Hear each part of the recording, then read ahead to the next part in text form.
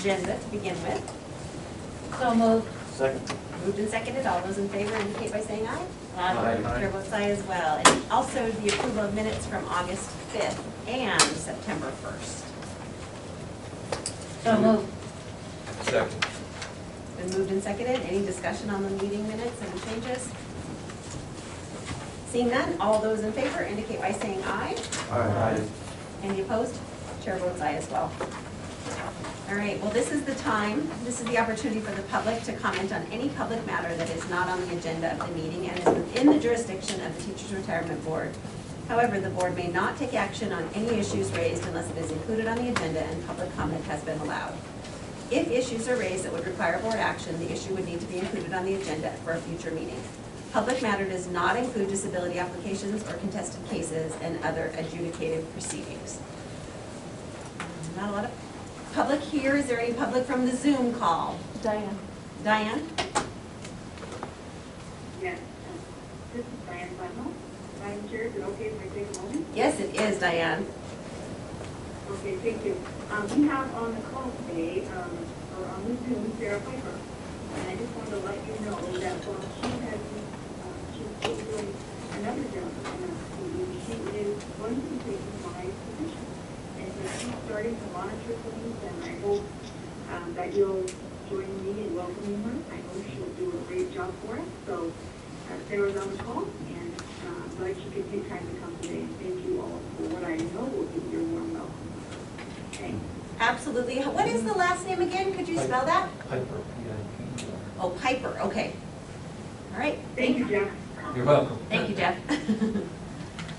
Thanks, Diane. We'd absolutely welcome her to our future meetings. Glad you're on, Sarah. Okay. Hello, Ms. Chair. May I be recognized for a moment? Yes, you may. This is Sarah Piper. I just wanted to say thank you, and that I look forward to stepping into some large shoes I know of Diane and getting a chance to work with you all. So thank you again for being here today. Awesome. We'll look forward to meeting you in person.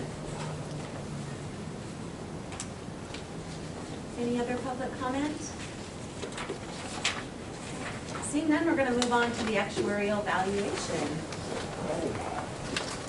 Welcome, you guys. Good morning.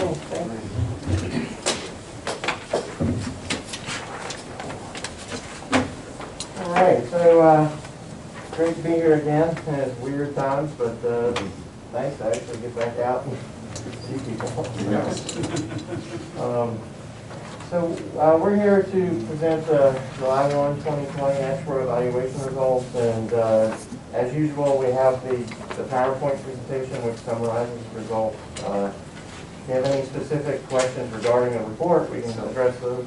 Real quickly, it should be in the cover, stuff in the cover of your board. There we go. I don't see it.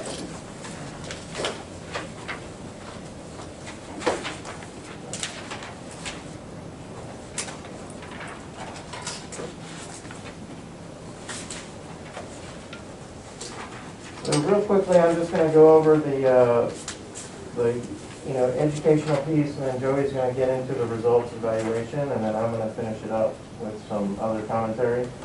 But to just start off with, and I know you guys hear this year after year, but it fills our time up, first of all. But secondly, it just keeps reminding you, just what the actuary does here. So we start off, we have this basic retirement funding equation, and on the left-hand side, we have the benefit payments and expenses, and on the left-hand side, we have the contributions and income. So you have the money side and the benefit side. And the thing about this equation is it always has to be equal. There can't be an imbalance, because at some point, if there's an imbalance and you can't pay benefits, or there's, in the perfect world, you might have too much money, So our role as the actuary, since this is a defined benefit plan, we don't really know what someone's retirement benefit's going to be till they actually hit retirement and choose to retire. And then after that, how long are they going to receive that benefit for? So we build a model that, based on assumptions of how long people are going to work. Are they going to retire immediately when they become eligible to retire, or are they going to hang out for a few more years after that? And then from there, we use standard mortality tables to estimate how long they're going to live. And so that's the right side of the This equation. meeting is being recorded. That's the right side of that equation, and from that we come up with a liability. And then from there we determine if the contributions on the left-hand side are sufficient to actually fund the benefits, because here benefits are set in statute, so they never change. So we want to make sure that what's coming in is going to support the system long-term. And the other thing to note is that the investment portion pays roughly 60% of what gets paid out on the right-hand side. So to me, it tells me, as actuaries, I call us professional savers, basically. If you put the money away and you earn interest, and you can afford to pay out so many benefits. If you look at Social Security, they have no I, they just have the C and the B side, and at some point, if that gets out of balance, they have to either increase C or reduce B. There's no choice in the matter. So if we go to the next slide, the benefit basically determines, it's based on the plan provisions, obviously, so that's dictated by the law, essentially. And then experience, how are people reacting to the plan provisions, and based on their pay and everything, what benefits are being drawn. The contribution side in the short term depends on the actuarial assumptions and the actuarial cost method, but in the long term, it actually just depends on the rest of the equation. So if you were to close the plan today to new entrants, and we waited 100 years until the last retiree passes away, we could actually do an accounting of all the benefits that were paid out and how much of that was paid through contributions and how much was paid through investment income. But since this is an open plan and you need an actuary to help assist you, like what is that long-term estimate? And again, we do this every year, so you get an annual checkup essentially to make sure you're on track. So with that, I'm going to turn it over to Joe. Question. Can I ask you just two quick questions Yes. about mortality? Yes. In general, have we seen in the last few years that mortality rates are actually coming back down in terms of life expectation? And the second question is, do you ever do an evaluation about the actual results of the mortality for our members in the state of Montana versus the tables that were originally created and how that might make an impact? So the answer is yes and yes. Okay. So we've seen, so the mortality tables themselves have actually shown, improvement. Every new table that gets put out there, it generally shows an improvement in mortality. They started, there's this technique called generational projection, where you use a projection scale that takes the current table and every year applies improvement factors to it. Mm-hmm. So a retiree who's age 60 today is compared to a 60-year-old 20 years from now, that 60-year-old 20 years from now is going to have a better mortality. So that's kind of how that works. Okay. The SOA, when they first came out with their projection scales, were really aggressive with that improvement, but now they're backing off on the improvement side, the speed of it, basically. Okay. But in general, the tables do, they are, you're seeing improved mortality, essentially. And then we do every year, every time we do an experience study, we do look at the current, we look at the last 4 or 5 years of data, and we compare that to a base of mortality, a standard table, and then we may make adjustments to it to kind of get it to fit. And you kind of stole our thunder because we have some mortality stuff in the back of the last few slides of the presentation to show you. Sorry about that. That's okay. That's okay. Now we can look forward to it. Yeah, now you go, yeah. Yeah. I'll start on slide 5. We'll basically just go over some of the highlights of evaluation, some of the overall results. The results from last year are very similar to the results for this year. There was very little change in the overall funding status of the plan. The market asset return was 2.72% compared to 7.5% expected. Again, the actuarial value was 7%, which is the same as it was last year. We're smoothing our assets to prevent contribution volatility. with the COVID in the first quarter, I guess the second quarter did recover a little bit to get to the 2.72% for market value return. What that does overall mean, though, is that the market value of assets is $176 million less than the actuarial value, which is going to have to be recognized over the next 3 years. You see those expected investment losses that are going to have to be recognized: 58 million in 2021, 68.8 in 22, and 49.5 in 2023. So that's something that on the horizon that just the board needs to be aware of.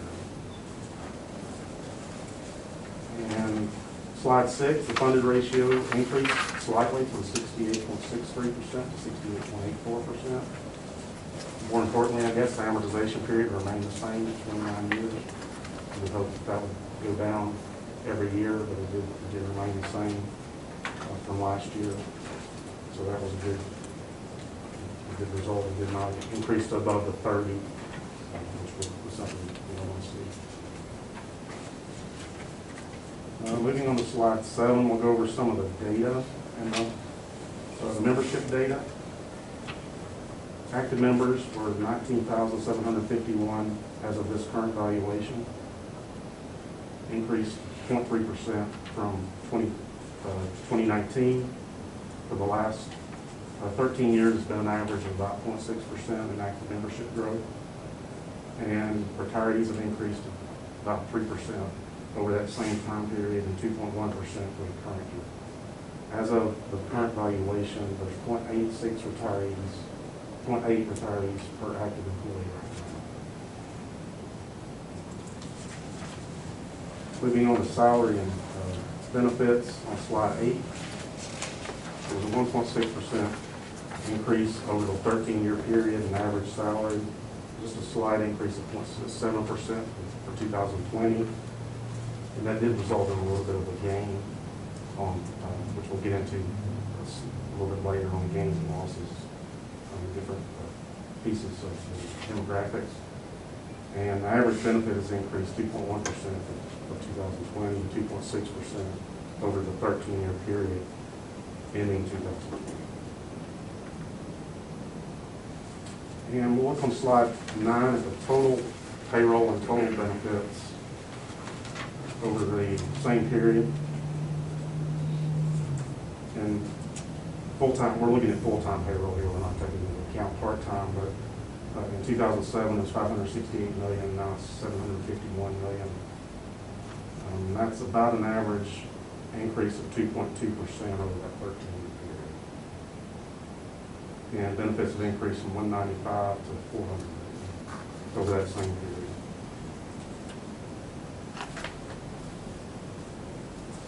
Moving on to slide 10, this shows you the effect of the market value of assets compared to the actuarial value and how we smooth the gains and losses over a 4-year period. You can see the red line is the actuarial value, and that's just basically to stabilize these contribution rates so that you're not valuing liabilities on the market value every year. And you can see the last 3 years, the actuarial return has been right around about 7% per year. The market value has gone from 8.8 to 5.7 to 2.7 this current year. And you can see in 2009, 2010, the Great Recession, the market value dipped quite significantly, but the actuarial value remained relatively stable compared to that. And that's the effect of the smoothing assets. One thing here too is that if you were to earn the 7.5% right on the button for the next 3 years and continue to earn that, these two numbers would come together and stay together. Now we'll get into the nuts and bolts of the actual results on slide 11. The total moment cost rate went from 9.7% to 9.78% to 9.75%. And that includes the new the Tier 1 and Tier 2 combined. If you look at just Tier 2, they have a lower normal rate, which is about 9.43% compared to the total rate.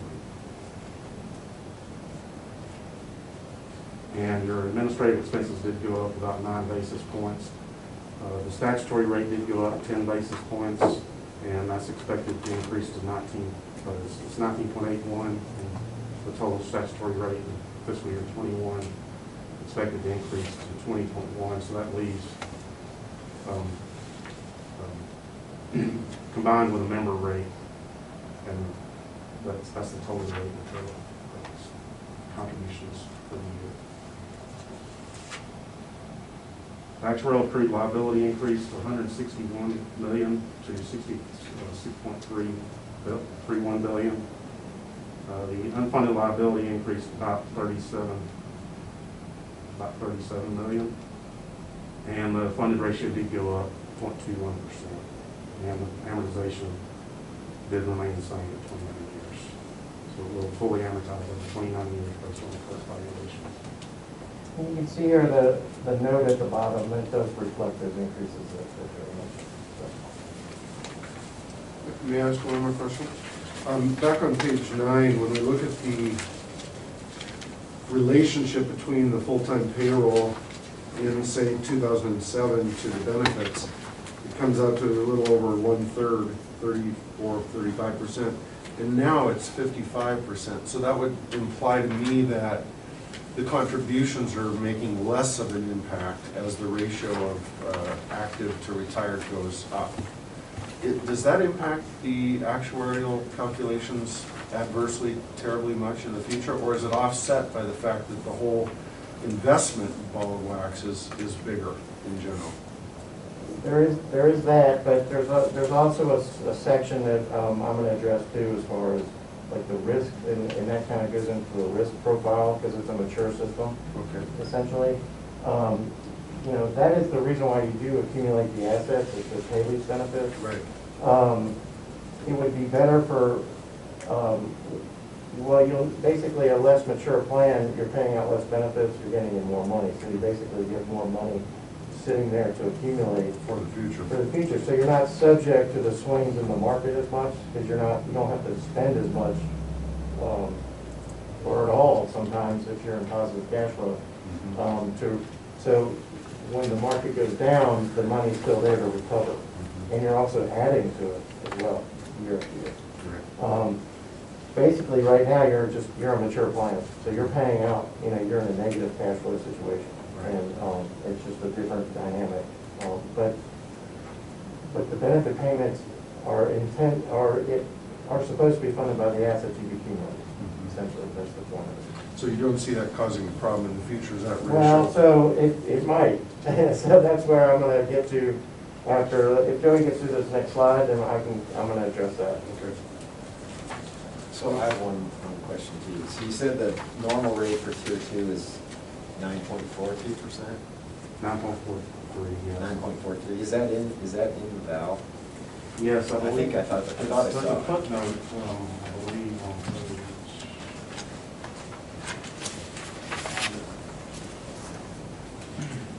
It's on page 23, there's a footnote that shows the normal rate for members hired after 2013. Okay, thank you. And on slide 12, we'll go over just the gain loss items. This is the breakdown of what, overall, there was a $43 million loss. $20.8 million of that was assets, and the remaining $22 million was liabilities. And the liability portion is broken down here with by age and service, people retiring earlier than expected, or with greater benefits than expected, mortality, losses. Now, while these sound like large numbers, if you look at the magnitude of the total liability, the total gain loss was about, on liability, was about 0.7% of the total approved liability. So that means that your assumptions are working indeed. Yeah, and you have periods where it flips. So the idea is you're going to have periods where you have losses, but then you're going to have some gains, you know, that should offset those. And we review these assumptions during the experience period process as well. So to finish up here, so to answer your question, so what is that the plan maturity, what does that mean for the plan? So this slide here shows the projected negative cash flow, and you can see that your assets, the projected benefits are projected, or they're anticipated to exceed 5% of your assets. So what that means is that basically, and then it starts to decline after 2030. So what that means is over the next 10 years or so, you're going to be very subject to asset volatility. And if you have, and really it just depends on the order and how this happens, but you could, if you have like prolonged negative investment experience, that's going to have a significant impact on where the plan is going to be headed in the future, because you're going to be spending assets basically to pay benefits that aren't going to be around to recover when the market recovers, essentially. So from a risk perspective, over the next 10 years, you're open to it. I mean, there's no way around it. So, and as you know, you have the next 3 years, we're recognizing 176 million in losses already. And so, so the next 10 years are going to be very critical to, you know, in terms of are the contributions sufficient, basically. You know. And then so now, the last thing I wanted to cover is the Society of Actuaries introduced these Pub 2010 tables, and they represent experience from it's like 78 public retirement systems around the country. All submitted data to this, and so so this is something we're going to be looking at for the next experience study, and I just wanted to kind of introduce it to you now. And one of the big things is that, as you'll see, is that basically we have our, if you look on these charts on page 14 and 15 are kind of the same thing, just one which covers males and females, but you'll see that our, these blue bars represent your actual mortality experience, and the red bars represent the expected rates of mortality. So what this Pub 2010 table is doing, and we had to make adjustments to it to get it to fit, but it's basically taking these younger ages and down, and it's kicking the older ages up. And so, and it's a significant increase in mortality for, you know, from 80 on, but that reduction from age 60 to 80 is, you know, it's slight, but it's actually pretty meaningful in terms of cost. Because if you miss you know, if you miss your mortality assumption on a 90-year-old, it's not that big a deal unless they have an enormous benefit, you know, because they've already kind of outlived the, you know, the liability side, you know. So what we did was we actually fit this to your data, but we only went up to 2019. We didn't include the 20 data because we didn't have time to actually incorporate that, just based on the timing we got the evaluation data and everything. And so this is just like a introduction. So you'll see the next slide is, for females, it shows the same thing. Basically, it's just taking, you know, the current mortality table essentially, and it's just pinking, you know, kind of shifting it up. So in terms of cost, though, if you go to the last slide, it actually reduced your unfunded liability by $93 million, and it improved your amortization period by 2 years. So I don't want you to get too excited about this, but because it doesn't include the 20 data, by the time we actually look at it for the experience data, we're going to have another 2 years worth of mortality experience data on top of that. But I think one of the reasons why this is actually not that big of an impact is because we already updated the mortality table recently, and that has a significant margin built into it for mortality improvement. And so so that's why you're not seeing a major, you know, impact in terms of, you know, the plan. So you know, if we waited 7 years after today to look at it again, you might get paused, you know, because it's, you know, we're going to have theoretically the next 7 years you'd expect mortality to actually get better you know, so it'd have a greater cost. But since it's right, you know, since we just updated the mortality table, it's really, it's not a significant change, you know, and luckily here, it just happens to be going down. But, you know, I would expect by the time we look at this, it might just be zero change in the amortization period. So, and Todd, just real quick, so GRS, when they've done their actual audits, unless both of the last two times, has recommended that we move to a fully generational mortality table. So I think it would be a good idea for our next experience study to incorporate that.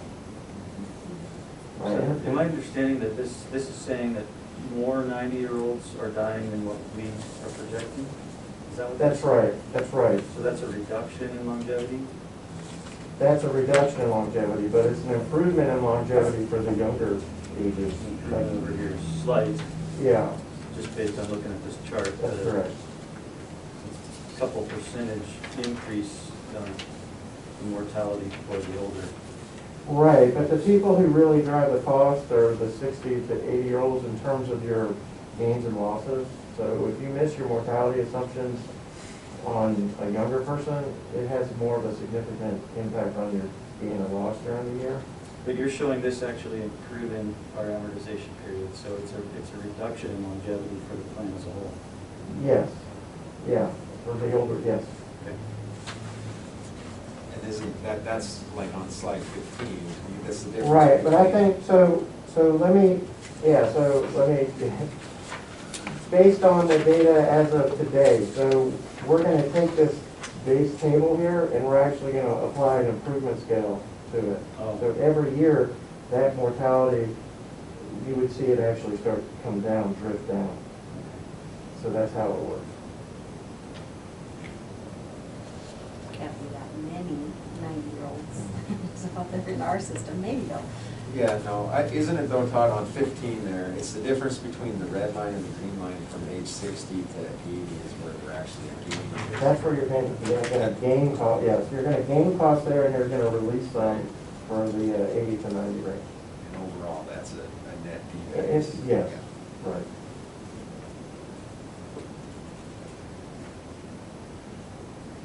But again, I think the savings too is more of a function of the fact that we just changed the table, right? So if we look at this 2 years from now, 3 years from now, the farther you get out, it's gonna have a impact in the cost side, not, you know, it's probably not gonna be a savings.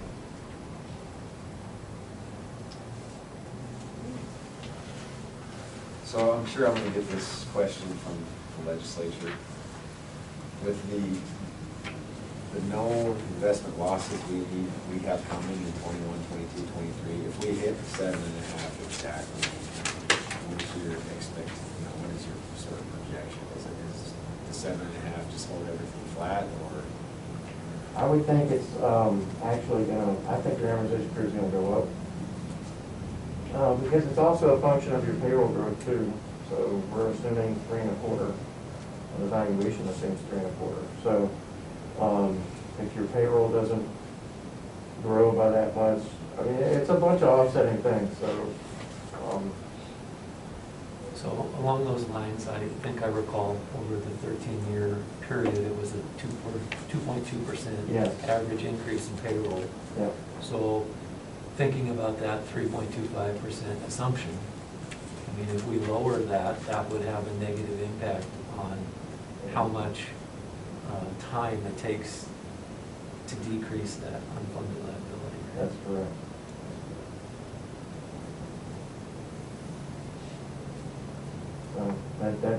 Well, we brought that to your attention in the last experience study too. I mean, I think the biggest thing, what actually drives payroll growth is headcounts, right? So if you're getting substantial growth in your headcount, then the payroll growth, you know, I mean, in the 90s, you're seeing payroll growth numbers like 6-7% a year. And that's because they're adding new people like crazy. So now we're just in a more mature society, I think, and, you know, positions are, I mean, there's enough, they have enough people to meet the requirements that, you know, so that's what you're it's just a change in, how the world is today compared to 10 years ago. That and the economic factors that drive the actual pay, and not just the number of people earning the pay. That's it. So, Speaking of which, are we looking at any evaluation of short-term impact on payrolls or mortality rates due to our current COVID situation? So right now, there's just not enough information to deal with COVID. I just know what actually COVID would have as an impact. Because first, you have to actually get through it first to really know if there was an impact. It's kind of like, you don't know you're in a recession until you're actually in a recession, so it's kind of like that. So, and as far as economic impact, there's just been tons of stimulus right now, which is making things appear good. So, how long that will last, who knows, so you really, you really couldn't predict. The only type of prediction I think would be a negative. I don't know. You'd be silly, I think, to be overly optimistic, and maybe silly to be overly pessimistic. Nobody really knows right now. So. Yeah, I would say, just anecdotally from the payroll growth side of things, it seems to me that districts are, if anything, are having to add people in order to provide, education this year. They have someone in the class, plus potentially the real teacher at home, doing most of the work. So The more significant impact school-wise is actually in Para. A lot more classified employees with cleaning and just other things that are required.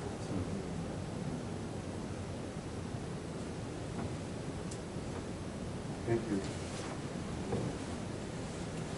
Thanks for the presentation. The last thing that we did, because it's every 2 years, we updated the supplemental, contribution for the university. Oh, yeah. And we calculated a rate of 13.9%, which is an increase of about 2% from last year. You're still only getting the 4.72 though. So. Well, I'm hoping the next time you do that, the legislature will have done something about it, and it won't be such a huge difference, but who knows? Right. Have we ever put that into Every time. real dollars so that we can take it to the left? Have we? Every time. Every time. So, Amazing. it's one of our little graphs for today. Okay. That's still based on the idea that it sunsets? So that is based on fully amortized by 2033. So if every 2 years. if we say that it's gonna go on forever, that changes the number, right? Yes. and that's currently what we're doing right now. We're assuming the 472 is going to go on forever. You are assuming that? Yes. In the valuation. In the valuation. In the valuation. Yeah. Okay, fair enough. That big percentage is just to get to paid off by the sunset, which isn't exactly sunset date, it's a target date to Yeah. paid off, is what it's turned into. Right, and if you're interested in Georgia, teachers have had an issue with their similar situation. So back in the 90s, the plan was 100% funded, and they had a supplemental contribution coming in from the university systems, and Ed McDonald was the actuary, and he told them to turn it off. But they never actually turned it off. And but now the plan is not fully funded anymore, and so there's a big fight over what to do, with that money today, because the university system wants it back. And it's been quite a mess. But if you're interested in like how how it operates in other places, that's a good place for us. An interesting place to look. So.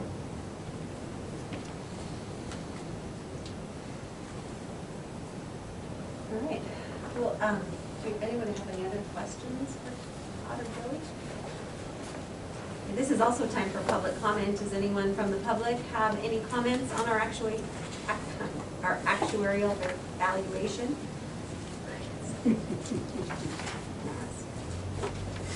No? right, then we need a motion to adopt the actuarial valuation results. So moved. Second. Been moved and seconded. Is there any further discussion? Seeing none. All those in favor indicate by saying aye. Aye. Any opposed? Chair votes aye as well. Thanks, you guys. All right, thank you very much. It was great to see Safe you guys. travels. Safe travels, yes. Trip back. Hopefully next year no COVID. Please. Well, hopefully for that. So we are on to the investment report.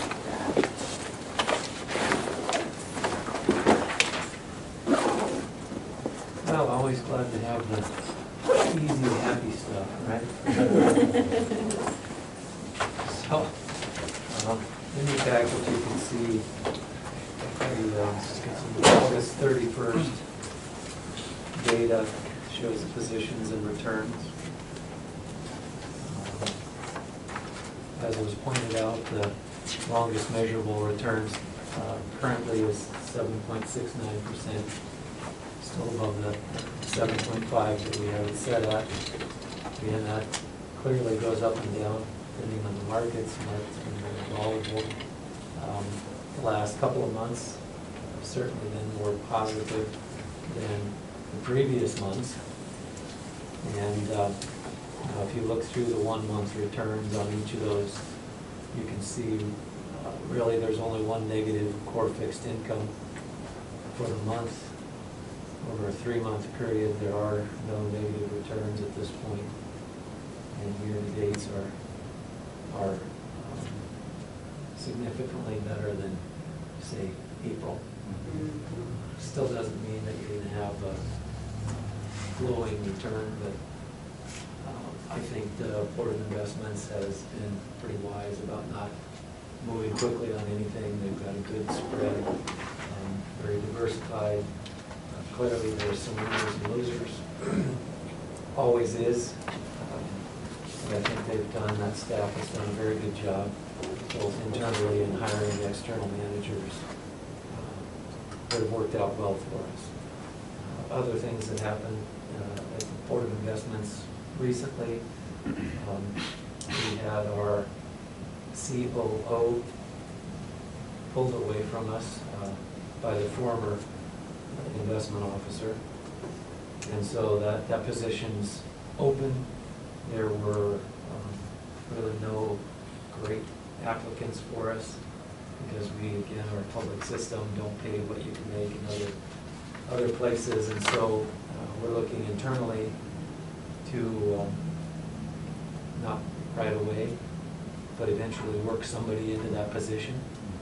And so we've made what we're calling Director of Investment Operations. So there's multiple people that are doing all the functions of the COO. They're still collaborating. But we're going to, at the next meeting next week, officially make one of our internal candidates what we call the Director of Investment Operations.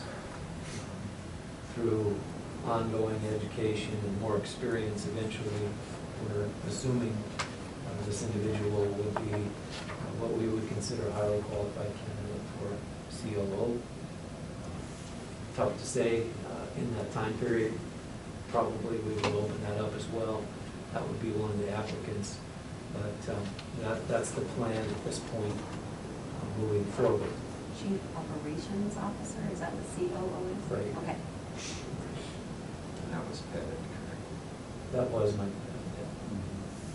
and he had lots of experience with custodial banks and all over the place, actually, very highly qualified. We were super lucky to have him. But Joe flashed a bunch of money in front of him. Who could blame him? Yeah. We're also investigating potentially internal legal counsel. There have been more issues with international securities and always something coming up. We rely on one of the other state agencies for legal services, so looking into one staff, internal legal counsel, yet to be determined. As you might remember, the CARES Act money is housed at the Board of Investments. We're kind of a part of the funnel where applications go through. They actually start at people's banks, flow through us, and then are funded through banks. That's gone pretty well, actually, but there are two very large banks that absolutely refuse to participate, U.S. Bank and Wells Fargo. And,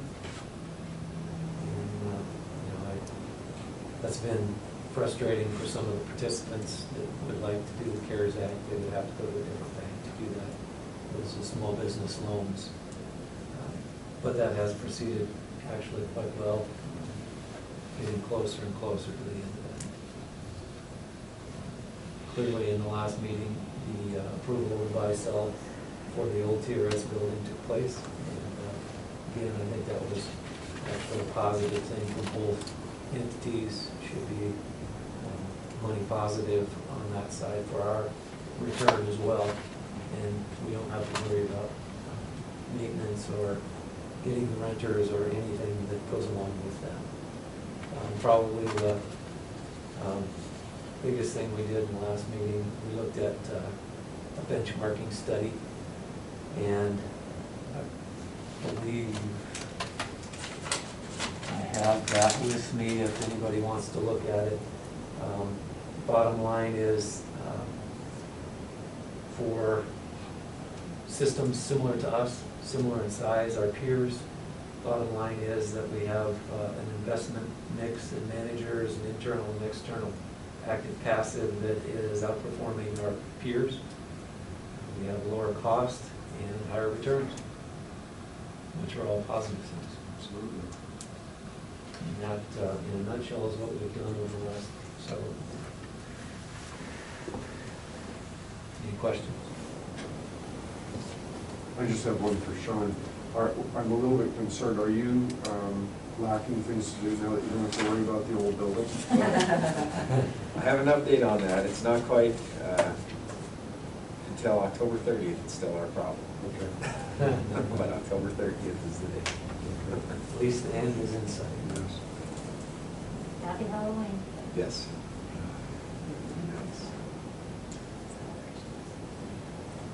Thank you for your service there, Jeff. That's a lot of traveling back and forth. I've learned a lot, that's for sure. We appreciate it.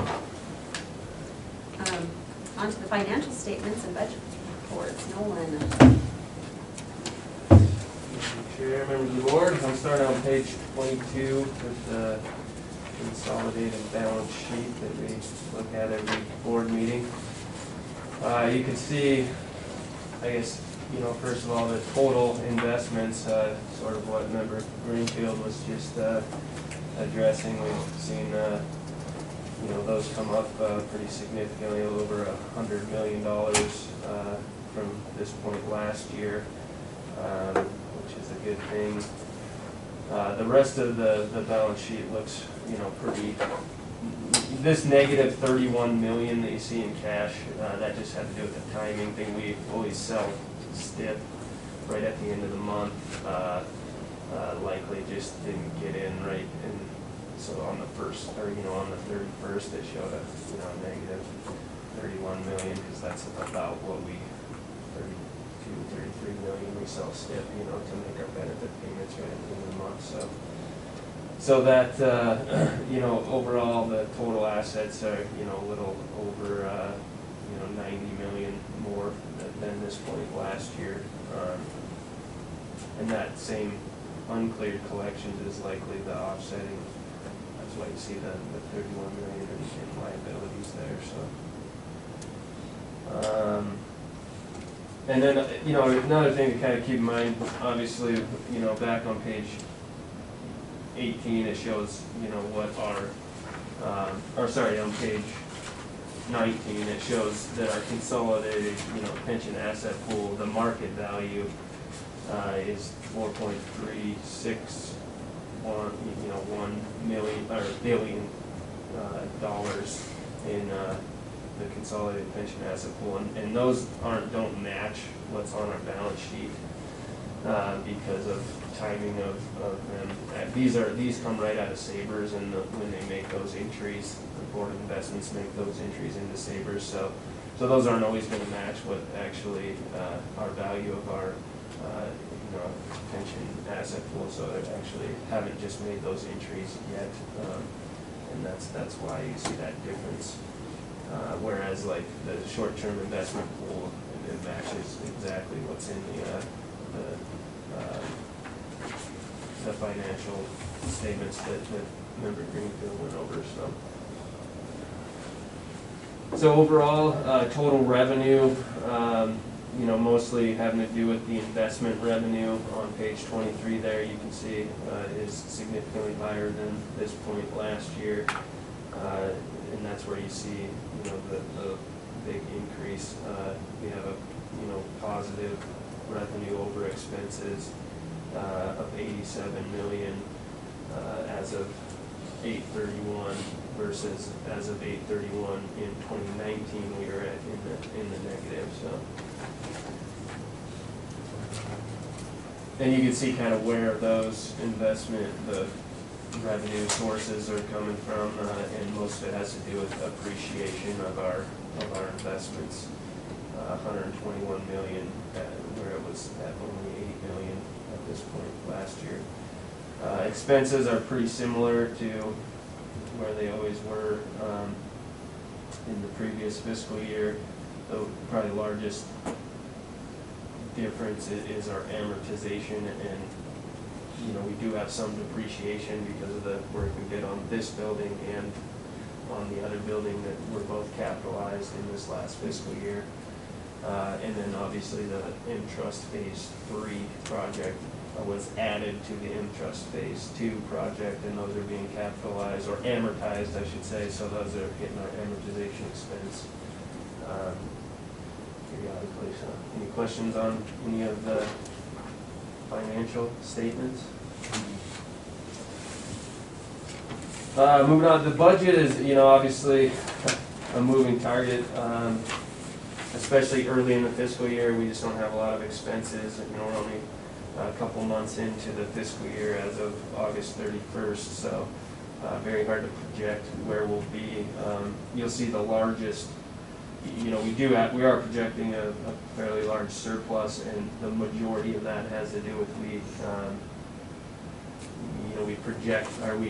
budgeted for the CMOD project that it's looking like we may not do, which was $150,000. So that's where you see in that supplies and materials line item, we have a surplus of $159 million because we're projecting that we actually are not going to spend that $150,000 on that project. So that's where the majority of the surplus projection is coming from. We did have some vacancy savings where some, we had a Joyce retired and some other vacancies so that's where you see the personal service surplus. Just real quick, if I could interrupt. So I'll have our IT manager, John Noble, give you a full update in December on the CMOD, if you guys remember, was the take and report manager, which is that really antiquated system that we no longer support, and converting you to that new IBM product. But I'll have John update the board on that in December. The way things have worked out, we've decided to remain on Perceptive content management, which results in no business changes for us and actually is cheaper. So we'll come up with a different solution for the CMOD transition.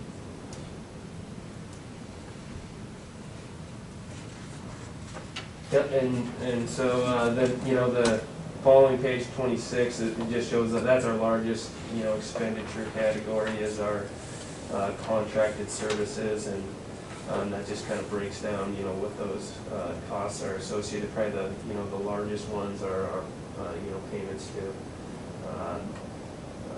Rising Stars and Alfred Mungsgaard and Associates for our for the interest continuing maintenance. So no delinquent agencies, as you can see so everything seems to be working pretty good. with the, having them report every month, so. If there's no other questions, that's all for me. Thanks, Noel. Thank you. Thank you, Nolan. Next business, item is the meeting dates, and we're looking at the tentative 2021 meeting dates being, well, the next meeting date, December 4th. We'll vote on that. And then February 12th, May 7th, August 6th. I think getting the next ones to October and December are quite far out there. So take a look at your calendars, especially for December 4th.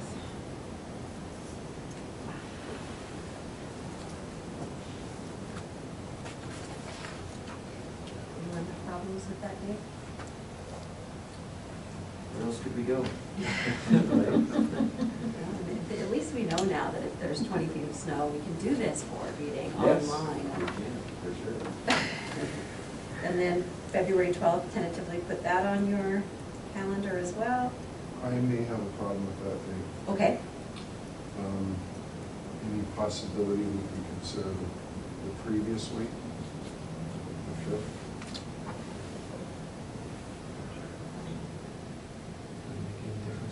yeah. That would be great. Okay. Okay, so we'll change that one to February 5th as a tentative date.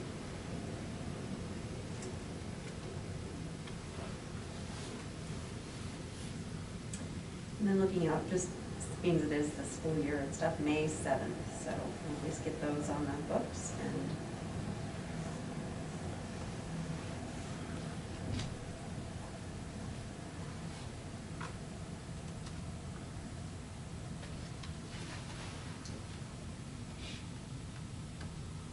Okay.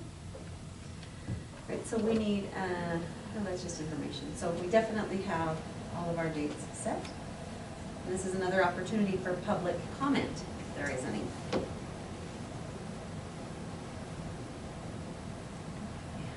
Seeing none, we're a little ahead of schedule. Would you like to just start with the executive director's report? Sure. Are you good with that? Yeah. All right, so thank you, Madam Chair, members of the board. Executive Director's report starts on page 29 of your packet. First item is the operations update as of September 30th, and really as of today, even October 9th. The TRS office remains closed to the public in accordance with the latest directives issued by the Governor's Office and DA. We have 6 staff members that work full days in the office, with the remainder of staff working partial days in the office, and partial days remotely. Full operations continue without interruption during the COVID-19 pandemic.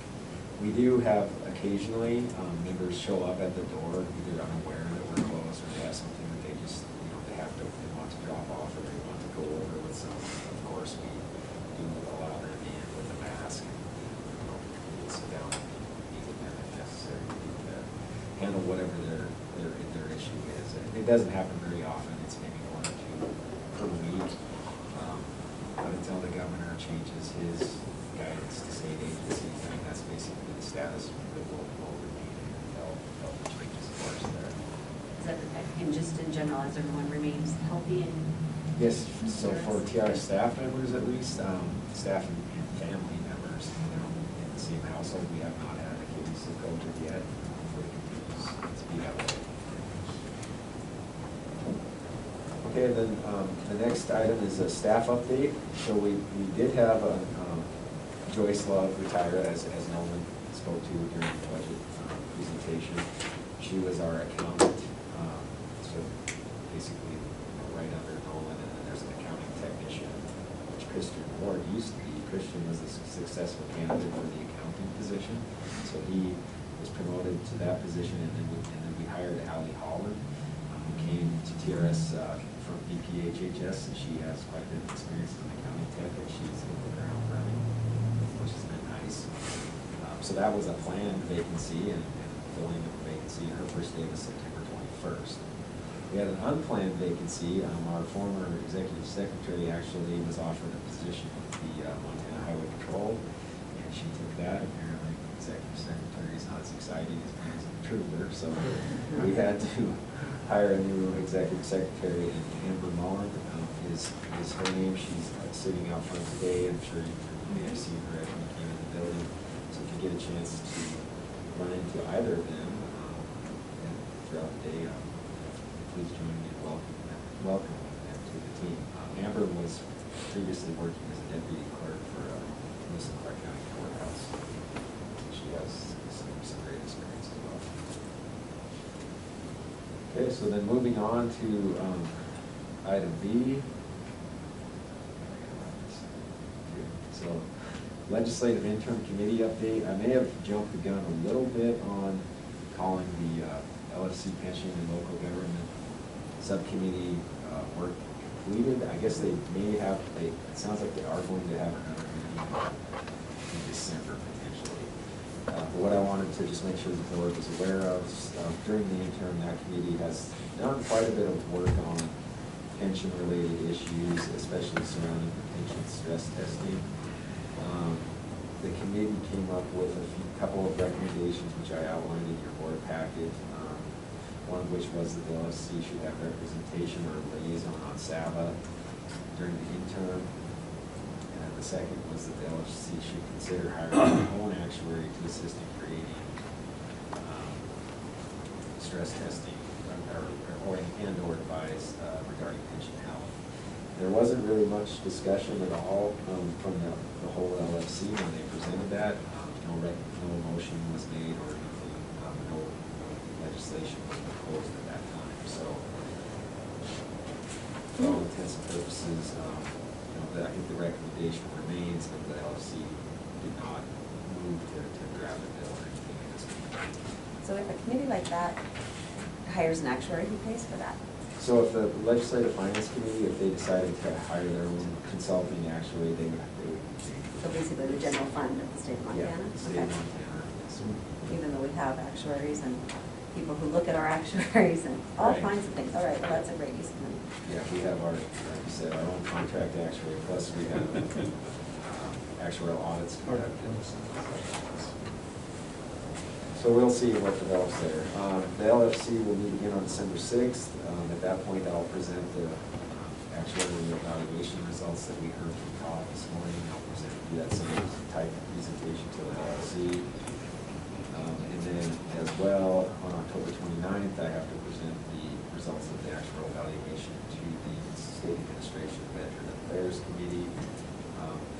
They're typically the committee that's charged with oversight of the pension systems in the interim. So they, but I always, it's normal for me to present the whole SAVA and LFC. In fact, we're required to. And then I just have a note there, I have already reached out to Representative Brian Lynch to carry our MUSRP supplemental contribution bill. He's agreed to do that. As soon as elections are over, I'll find a sponsor for a housekeeping bill. I have someone in mind, but we have to wait until they're elected. Section C of the Executive Director's Report is the status of our old building at 1500 East 6th Avenue. I kind of already let the cat out of the bag, but just yesterday we found out that we do have a closing date of October 30th. So Denise and Mr. Gould, who's representing DOI, drafted up an amendment because the previous buy-sell said we were going to close by October 15th. So they got that amendment drafted and signed yesterday, so we will be meeting at 9:30 a.m. on October 30th to close on the building, and the price remains the $1.41 million. So that would be nice to get that off our plate. Okay, item D was Zabraki mediation. So Denise and I participated in approximately, it was just under 5 hours of mediation in the Zabraki matter on September 24th. Mediation unfortunately concluded without any settlement being reached. So we will be going to the Supreme Court. How many times is this go to the Supreme Court? I think it's the second time. Yeah, it's hanging on. Okay, so then next is item E, 2021 draft legislation. So within your packet, there are 2 bill drafts for the upcoming session. The first one is our housekeeping bill, and the second one is our MUSRP supplemental contribution rate bill. The housekeeping bill starts on page 32, goes through page 39, or 38, excuse me, of your board packet. All of the changes to the statutes are highlighted in yellow. Again, we are amending the definition of earned compensation in an effort to avoid the scenario that we have, we're actually dealing with later today, with fringe benefits being converted to cash. So we believe that if this were to pass, there really wouldn't be the questions before us. Correct. I think if this language were inserted on page 33 of the packet, that would alleviate this, I mean, it would be clear in our law that you can't have a choice of contributions to a health HSA or taking the cash. There's nothing, I mean, there's nothing in the main matter either that would have prevented them, other than they didn't want to make it public exactly what the overall compensation was. Had they just gave his salary what it was and got rid of that language, we wouldn't be in the position we are. But this language would protect TRS going forward for any times where that comes up. So that's the first change. The second change is to 192208, duties and liability of the employer. This is just clarification, just a technical addition, so that it's clear that we want this information for active members. It is very clear in our statutes already that we want that information for retired members, but we certainly need it for active members as well. So that's just a cleanup. Then we're removing some obsolete language on page 36 and it also applies. And once we get to 192303, there's a couple changes in here for IRS requirements that have changed. It changed actually this last spring. The required minimum distribution age requirement has changed from 70.5 to age 72 for anyone that turns age 70.5 after December 31st, 2019. So we incorporated that language into our statutes on page 36 and 37 of your board packet. Our pension administration system has already been programmed to handle this, which is part of the Secure Act. So we do have to make that change. Don't have really any choice. It's good to take mortality into account. Yeah, right. Okay, and then 192905, this one is the one where it was in your packet last time. We said, oh, that's going to come out, and now it is back in your packet. We do need to make this change from fiscal to calendar for looking at disabilities.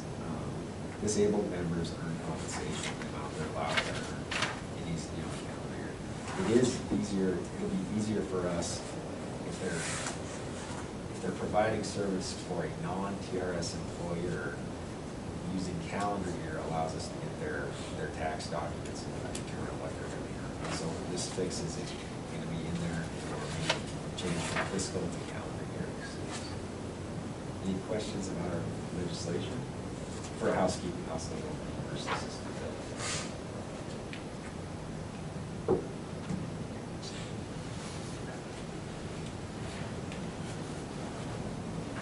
Trying to go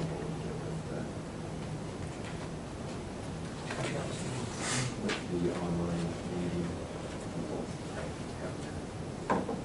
Through this way. Okay, so that gets us to the university system supplemental contribution rate. That starts on page 39 of your packet. And the main thing here, Todd touched on it briefly, and you had a copy of the MUSRP valuation in your board packet.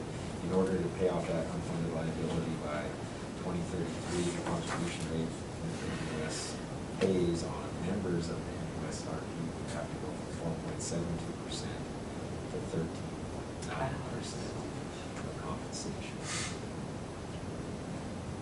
Just real quick.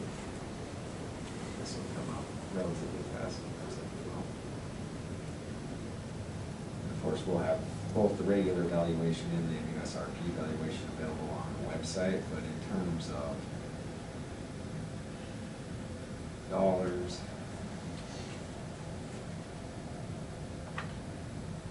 Director Graham, is there any actual opportunity to get this bill passed, do you think? And I already know the answer. not in full. I mean, I think there's always, there should at least be some effort by the legislature to make it closer. To make it So better. this is enacted in the way it is, just as a starting point for negotiation. Correct. We're required by statute to review this every 2 years and bring a recommendation to the legislature. And so in terms of dollars, in order to maintain the 4.72% contribution rate, Yep. it would take a $233 million one-time lump sum payment, and then you continue to pay the 4.72 through. So you're giving that to them as an option? Well, it's included on the valuation. So that's how far they're behind in terms of dollars and paying that off by July 1, 2033.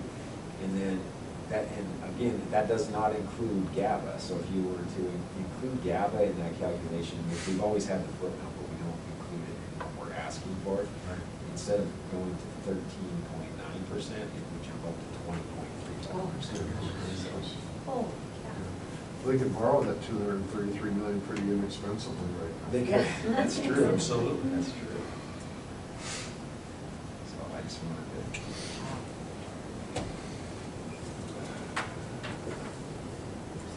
2007 was the last time they changed that percent, is that correct? Yes, 2007 was the last time the contribution rate's been adjusted by the legislature.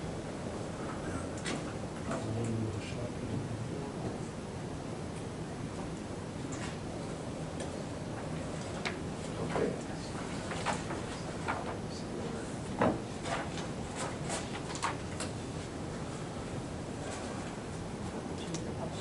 Yes, unless there's any questions. you guys have any questions?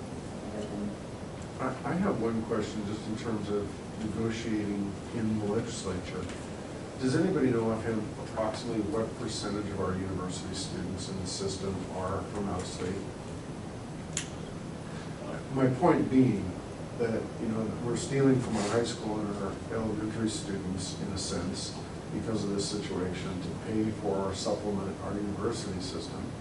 And a lot of those people aren't even Montana residents. So I don't know if that's ever been brought up to the legislature. But Certainly they have that data, the university system does, it maybe and readily available, where you can get that data. just a I thought. never thought of it that way, I like that. Sean, I have a question that's unrelated, I think, to what we're talking about here, and it kind of goes back to the investment report a little bit.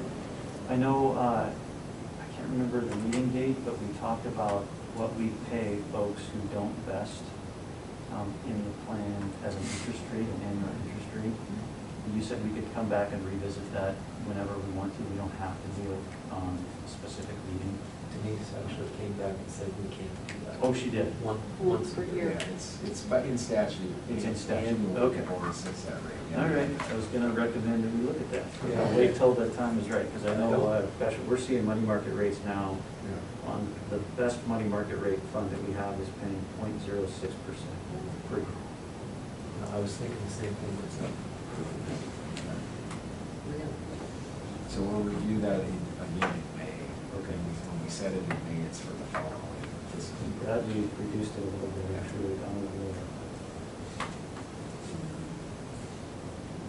All right, well, there's an opportunity then for public comment on the executive director's report. No. Seeing none, we'll move on to our action item, which is to adopt the TRS legislation, which is housekeeping and the supplemental rate for MUSRP. So moved. Second. It's been moved and seconded. Any further discussion? Seeing none, all those in favor indicate by saying aye. Aye. Nay? Any opposed? Say nay. Chair votes aye as well. Okay. It's probably a good time to just take a quick break. Let's break until 10 o'clock. Okay. All right, we're going to open the meeting back up and move on to strategic planning.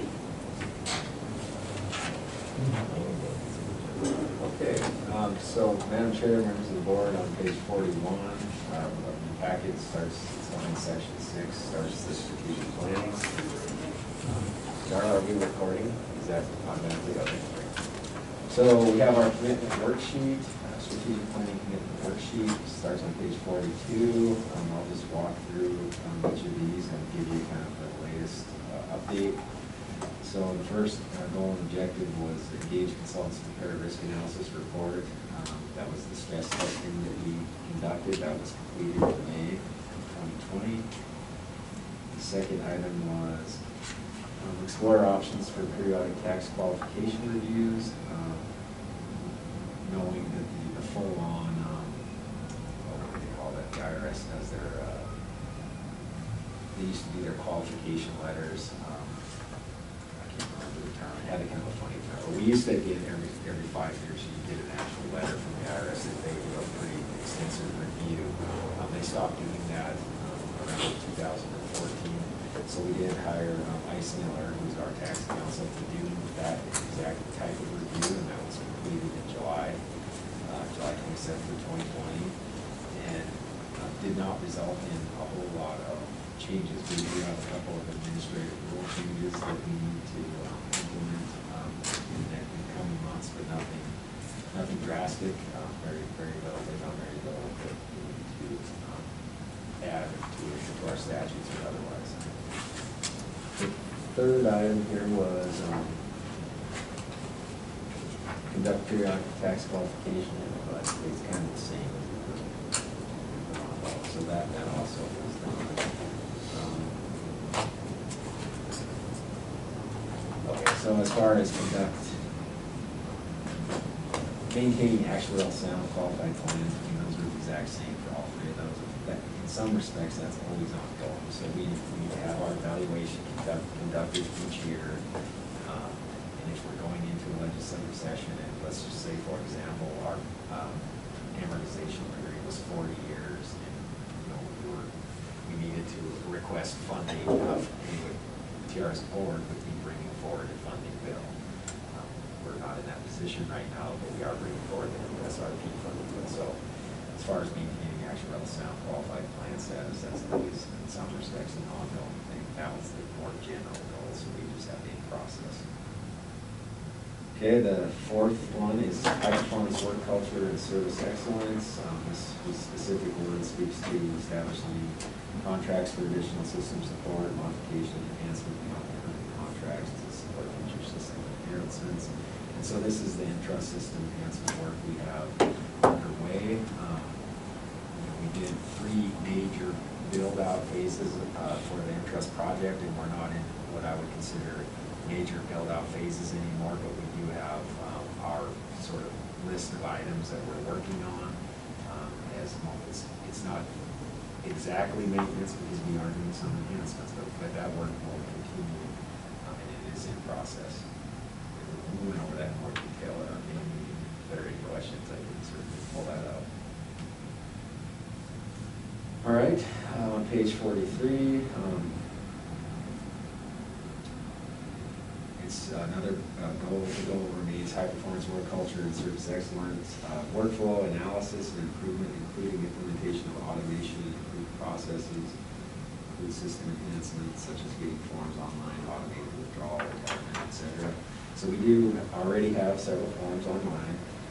We have online beneficiary designation already implemented. The big one we're shooting to get done this fiscal year as part of those Entrust enhancements is online withdrawals, and that's scheduled to begin in the December timeframe as far as work starting on it, and with implementation date in June of 2021, so right before the end of this fiscal year. The next one is process and system documentation, with an outcome of improved internal documentation of business processes. I think we talked about potentially engaging additional technical writers to job shadow and prepare what would be more like a desk manual for our positions. We have not started that yet. And of course, that's a 2021-2022 timeline, so we're hoping to get to that, but we have not had the opportunity to start it yet. Currently, I don't even know how we would do it with the COVID situation where, where most of the world is working remote, so that's kind of on hold until things stabilize a little bit next year. Okay, the next one was explore options to utilize the TRS real estate asset, which was our former building. So currently, we do have a 10-year lease in place with Department of Public Health, where we are the landlord and they are the tenant. And we are scheduled to close on a sale of that building to Ford Investments on October 3rd. So that one will be able to be market complete, hopefully when we meet in December. Okay, the next item is develop internal and external audit capacity. This is where we contemplated hiring a quality assurance or auditor type position at TRS. Originally, we had talked about doing that for this current fiscal year, FY 2021. I communicated to the board in May that we thought it would be best to hold off on that until fiscal year 2022. Again, it's going to be hard to really train someone to audit everything we would want them to be able to audit in the current situation where folks are working mostly remotely. So I think we would better serve to do that next fiscal year. Let's see, the last one there is continue with a formal strategic planning every 2 years. So we obviously review this strategic planning worksheet at every meeting. Every August we have a strategic planning meeting with every other August being our sort of more in-depth deep dive where we bring Jim Cairns in to facilitate. That would occur next in August of 2021 because we had a more abbreviated version of our strategic planning this past August, in August 2020.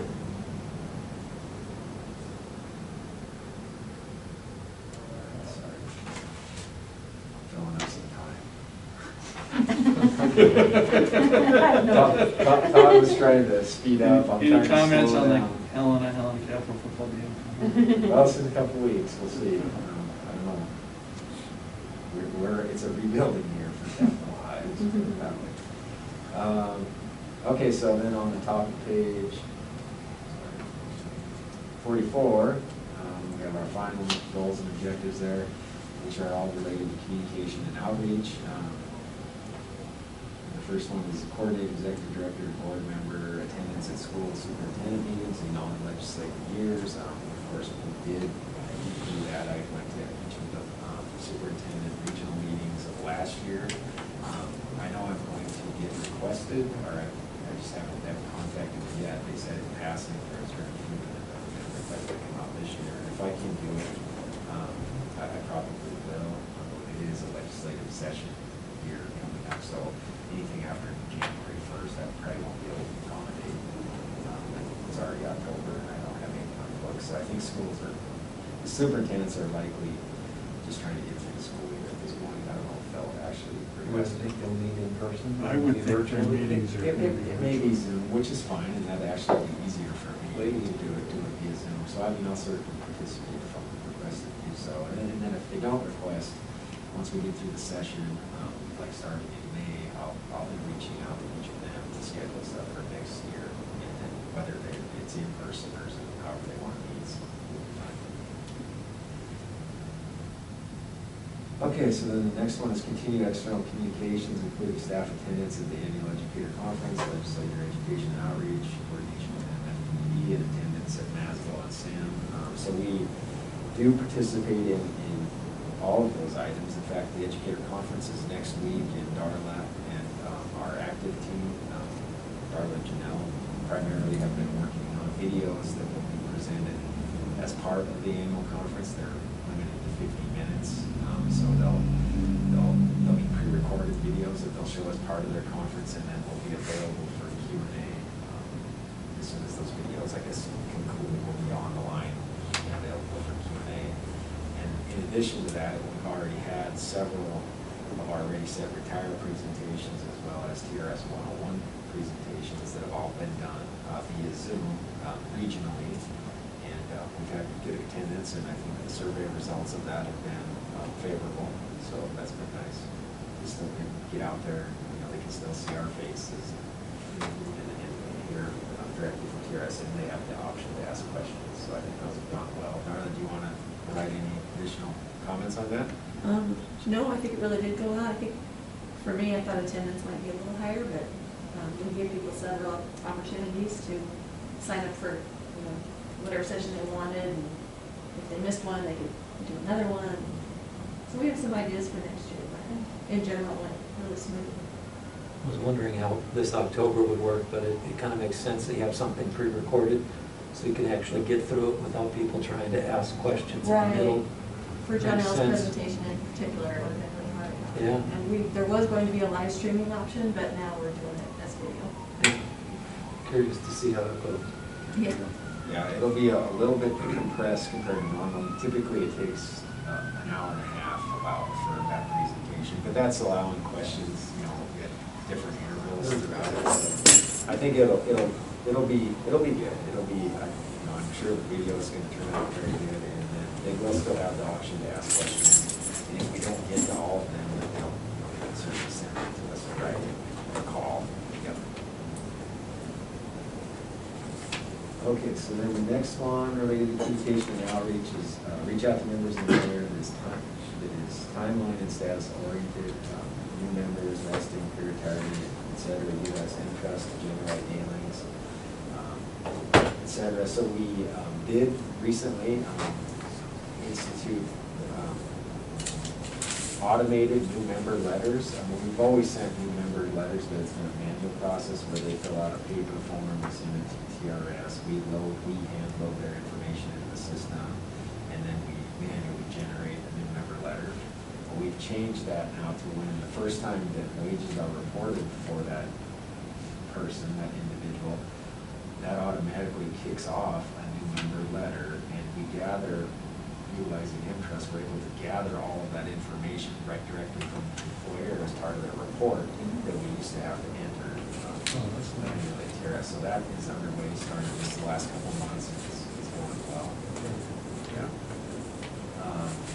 And then we are in the process of just finalizing requirements for required minimum distributions and dormant status, dormant member status, where we'll have based on someone's birthday and or depending on how old they are, their termination date, we will automatically be sending out letters at, what would you call it?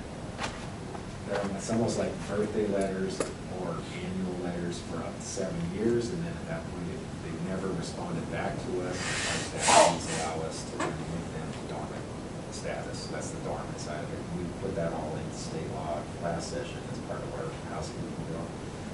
As far as required minimum distributions go, right now that's a manual process where every October, you know, we'll run a query and figure out, or it's actually a report that's built in the system. We figure out who are the people that are currently terminated and are either going to hit their required minimum distribution date or already have hit that.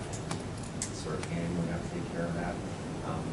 The requirements that we have developed will make that more of an automated process too. So less chance of missing people as they terminate and they're already beyond the R&D age of 72 going forward, which happens. You might be 73 still working, terminate employment.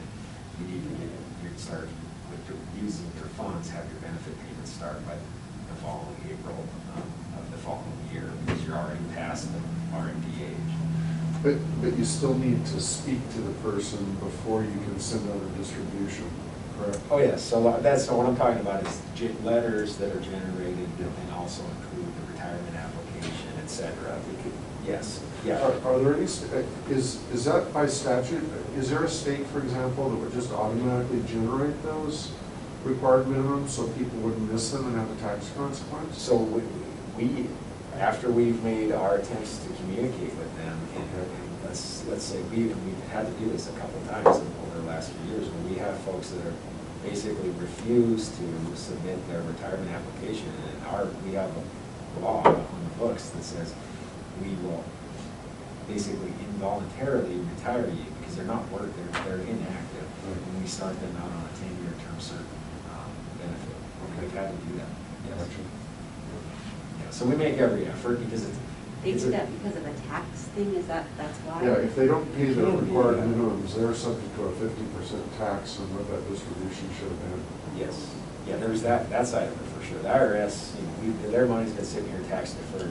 If you're not working, they want you to start receiving those benefits, so you can start taxing them. But yeah, absolutely. And then the rationale, the reason why an individual doesn't turn in their application, I mean, it could have something to do with tax implications, or sometimes Sometimes they just can't forget. tell. Yeah, but we've had some where we know we were in touch with them. I mean, we've actually talked to them. We've had several letters to them, and they just don't turn it in. And so then we're stuck in a position where we have to start them on a 10-year term certain, which is unfortunate because if they did it themselves, they still have all the options. They can take a normal foreign benefit. They can take an option A, B, or C. If they have a joint to do it, it's too bad. But if they're that lacking in proactivity, your back's against the wall, you gotta do something. Right. They're still better off than they would be. And in reality, those 10-year distributions are actually 11 annual payments, right? One up front and then one each year for 10 additional years? No, so it's 10 years, and they're monthly. Oh, So a okay. 10-year term certain for us is every month for 10 years. Sure. And it's guaranteed for the member's lifetime. So if the member lives for 25 years, Right. they still get that benefit payment for 25 years. Exactly. Yeah. If they pass away a year into it, then whoever their beneficiary is continues to get the benefit for the remaining 9 Right, years. right. Yeah. So, okay, and the next one is continue to promote communication with members about system functions, improvements, forms, and the actual outcome is strategic promotion of communication opportunities. This one's ongoing, as are all of these. I mean, we certainly are making progress on all of these, but we'll never ever get the mark because they're always be part of what we do. But we did, I'm sure you all received the newsletter here recently. We'll send that out, and we will be promoting our online functionality for transacting as it becomes available. All right, then the last one there is develop employer resources and increase communication with employer representatives, including exploring identify staff changes, providing resources and training awareness, turnover, and the outcomes. Updated employer resources, improve the timely communication to train employer representatives. And our biggest effort, I think, in this part, or thing that we do continually each year is participating in the Masco conferences and providing input training. We did do that this year as well.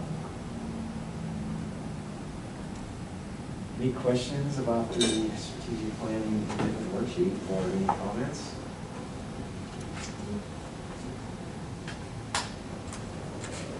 Madam Chair, I'd just like to comment, I really appreciate the time that we go through some of this stuff, because when you're 2-3 months out, it's kind of forget what's been going on, we kind of bring this back up to date, and I think it's super valuable.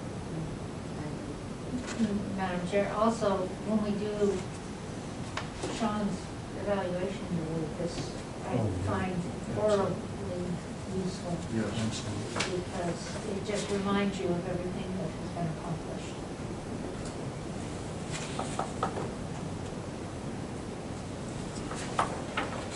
Big list of retirees next, the regular survivorship.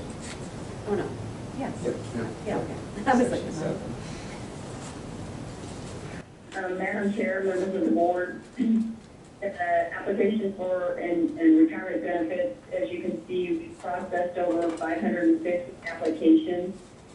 And that just kind of goes along and it reiterates what Sean said earlier in his executive director report, that, we've been able to maintain full operations during this pandemic. It's been a busy time frame, as it has been for us in the past. few years where we're processing over 600 applications a year. During May 1st through September 30th, like I said, we processed over 550 applications. Thank you. Thank you, Tammy. A lot of hard work. That, A couple of thank comments. you. Looking at this data always amazes I me. know. If you look at the regular retirements, there are more than 20 individuals who put in 40 or more years in education. That's amazing. How many more than If you look at 35 to 40, there's even more there, and significantly more between 30 and 35 years. So when our actuaries are looking at the data to try and decide when somebody's retiring, and you look at this sort of thing, there's no way they retire at the first opportunity, which would be 25 years currently for people that have been in Tier 1. I mean, wow, the dedication, And- 50 years for this Yeah. individual? Yes. That's 50. I was awesome. thinking about them when we were talking about the required distribution stuff. That Dubs guy must have started teaching when he was about 15, huh? We're close. I think he was a late bloomer. I think he was 30 when he started. Yeah. I agree, kind of cranky. He's kind of cranky. I feel kind of like a young guy. There's a number of them 40 that I years is know amazing. around, and I see the 38, 39 years, and I'm thinking, really, wow, Yeah. long time. Yeah, I really appreciate getting a chance to look at those lists, especially over the years, because it really does bring home a lot of what the actuary talks about in their demographics work and some of that stuff. And interesting this year, the termination pay seems to be quite a bit higher than in an average I year. was noticing that, and, yeah, sure there's a lot of reasons. Oh, I'm sure there is. I know a few individuals who got to May, and June comes along, and the school districts are saying we're probably gonna be online. They say, I don't know, If I was there, I wasn't gonna do all just walk away at that point. I Times are really a-changing. know someone on this list that was the case. In a 40-year career, you think of how many thousands of young lives that person impacted. Exactly, yes. Yeah. As a high school teacher, averaging 100 a year, after 32 years, that was a big number. Absolutely. And some of them can't understand why I don't remember their names when they walk up to me 20 years later. And they look totally different.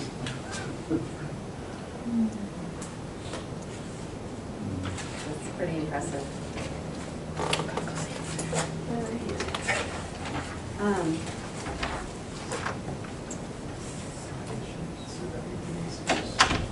Okay, and I did not allow for public comment after strategic planning, and I apologize, so I could do public comment here as well. You good? Diana had raised her hand a while back, but I messaged her and she's Okay, tell her I Oh, called. now she is. Oh, good. Diane, thank you. I'm sorry, Diane. This is Diane Fledner with MSP. Can you hear me? Yes, we Yes. can. Okay, great. Back on that internal auditor position, I just would encourage you to consider that. I was just listening yesterday to the Impera meeting and the reports of their auditor and the errors that were made and caught early. And that would be my hope for you. And I know Sean is considering that, but I think it would be lovely if we could catch employer errors and help train employers earlier rather than later. So I hope that you'll consider doing it before 2022. I know this is a hard time, but Impera's auditor is going through, and I think there were maybe 4 or 5 out of the 19 employers that they reviewed that had a good, solid report, and they found errors in all of the other ones.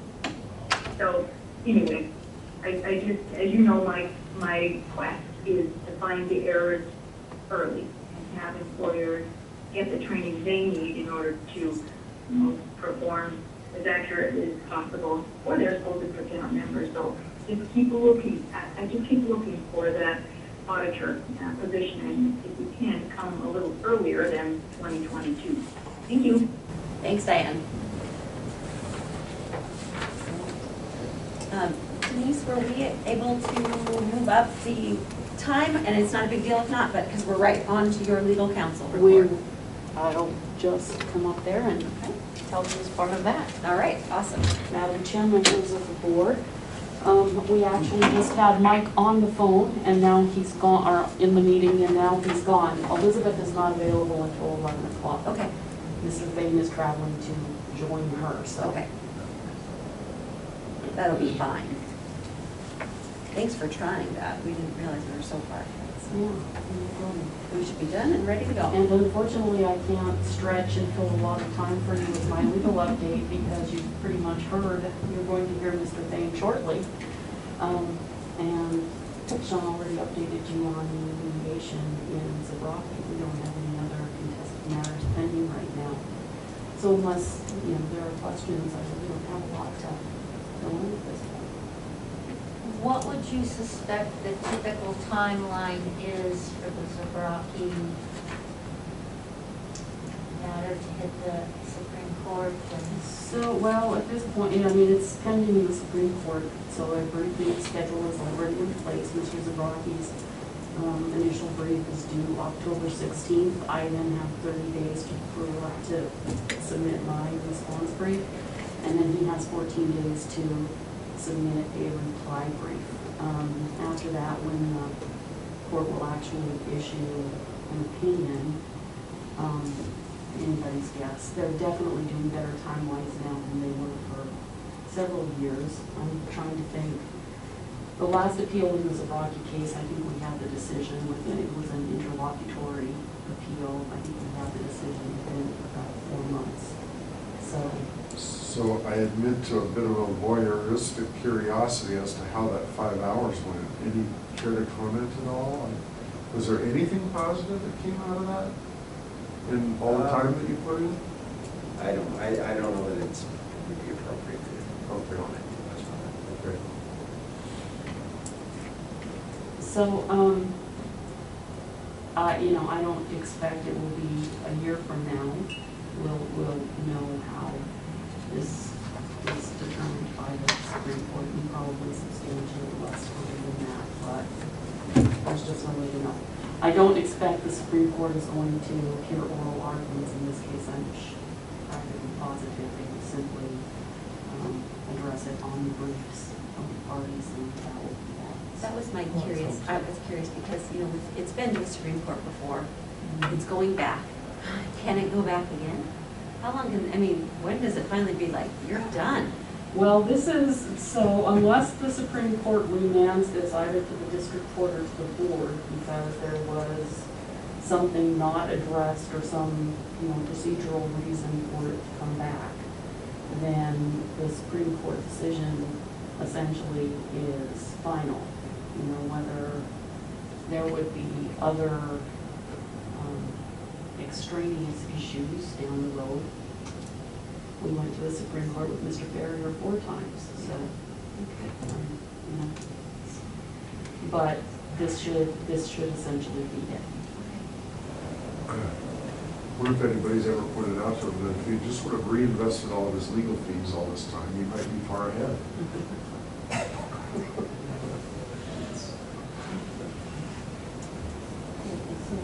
Any other questions on that? And there's no. Yes. How slippery did you go? I didn't go this year, doggone it, and I'm not sure, are the elks still out? I've heard it's not quite as wild as it has been in the past, but, if we were to get a cold spell this weekend and stay cold for a little bit, I would guess that they'd be all over. They have not been the same since the couple of years that the river flooded there. It actually destroyed those grazing fields right along the river. But so there haven't been as many elk there the last few years anyway. But they definitely didn't destroy that river. Yeah. It is such a surreal. Yeah. It's like you're in a zoo or something. it's a wilderness kind of thing, and there's people sipping wine, and they've got their picnic table, their portable picnic tables out, shade. All these animals are like from me to the end of the room, away. It's crazy. There get to be more and more people every year, and recently fewer elk. But Yeah. We did have an elk meeting. So, Madam Chair, do we have the option of, we're supposed to do the disability applications before the thing? Yes, and we can do that. We can do all of this. We just have the election of officers next, and that's an action item. I move we retain everybody as is. Second. That's funny. Somebody else wants to be chair, don't they? No. You got it down, Carrie. Is there a rule that you can't be chairman for? I don't Somebody think do. so. Sorry. Okay, well, I'll do it, I don't care. All right, so it's been moved and seconded. Should we take, did your motion include the committee assignments as well? Yes. Okay, so it's been moved, Should we maybe say exactly what those are? Yes, Right. yes. Okay. so the budget and audit committee is Scott and, no, who's budget? Budget? Dan and Dan. Dan and Dan? Oh, okay. Oh, and then personnel and policy are Janice and I, and legislation and litigation are Daniel and Danny. No. it's got- Okay, I'm confused. It's on, it's page. Oh. Page 60. All right, I'm sorry. All right, we've got it now. It's been moved and seconded for the election of officers to remain the same and committee appointments as well. All those in favor indicate by saying aye. Aye. Comments, but any opposed? Chair votes aye as well. And now we're going to close the meeting for disability applications. And then, do we want to announce we'll be back online at 11? Okay, before we end this, we'll be back online at 11 for arguments in the Thane, oral arguments in the Thane case.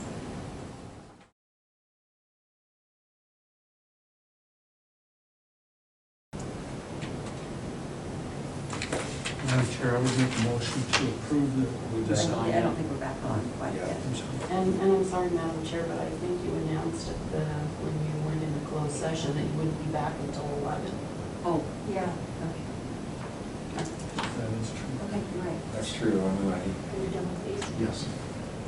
probably have two options. We could reopen, conclude the disability and then break until 11, or we just stay off until 11. That's what we can Should we do that? The three public members that were in are back. Oh, so it's irrelevant?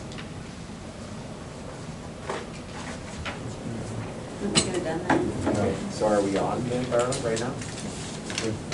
Can they hear us? Okay. Okay, Madam Chair, I would make a motion to approve the disability request for Jerry Mapp as of, I forgot the date. February. February 1, 2020. 2020. Second. Okay, it's been moved and seconded. Is there any further discussion?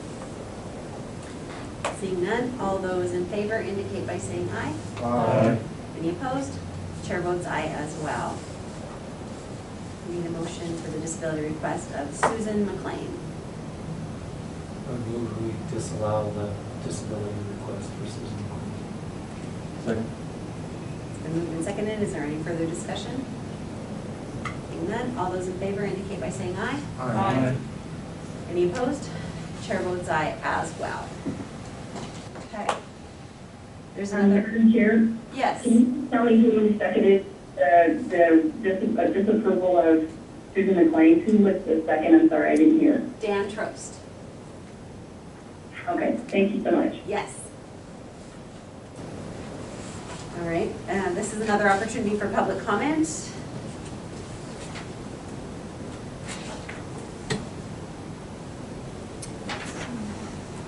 Seeing none. We are waiting until 11 o'clock for the board consideration proposed order for Thane in oral arguments. So we're going to take another break, and we will open the meeting back up at 11 o'clock.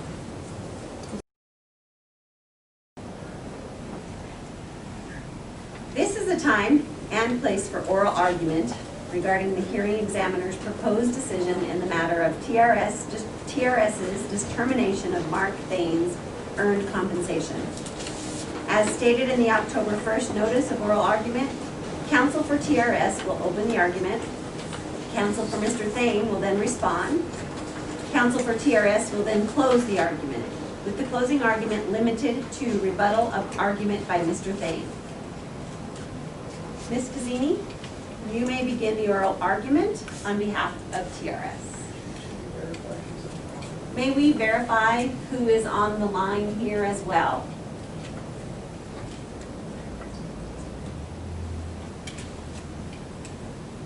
Could each one of you unmute yourselves and introduce who is here?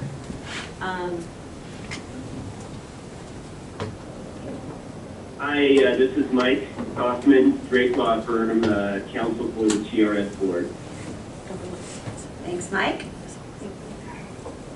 This is Elizabeth Dalva, and I am here with Mark Thane, counsel for Mark. Thanks, Elizabeth. And Mr. Thane. Hi, Mark Thane.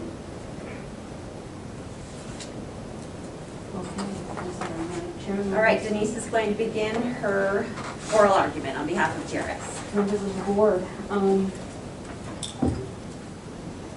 sorry, no particularly difficult to speak. So you have a copy of you received copies from Mr. Kaufman of the hearings examiner's proposed decision, TRS's written exceptions, and this call was Mr. Thane's responses to TRS's exceptions. At least one board member did not bring the copies of the decisions with them, and I was going to refer to the hearings examiner's proposed decisions. Part of my comments, does anybody else need copies of those?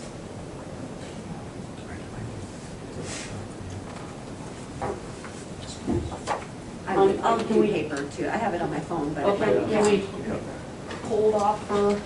Hold on just one moment. We're going to make a couple copies instead of using. Raise hands, who needs?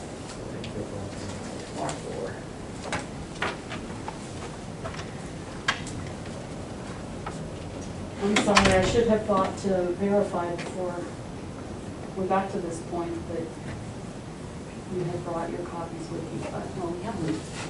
Yeah, electronically, and I can pull them up, but thank you for doing that. All right, are we ready? Sorry about that. We now all have what we need in front of us, and we're going to, again, let Denise begin the oral argument. Thank you, Madam Chair, members of the board.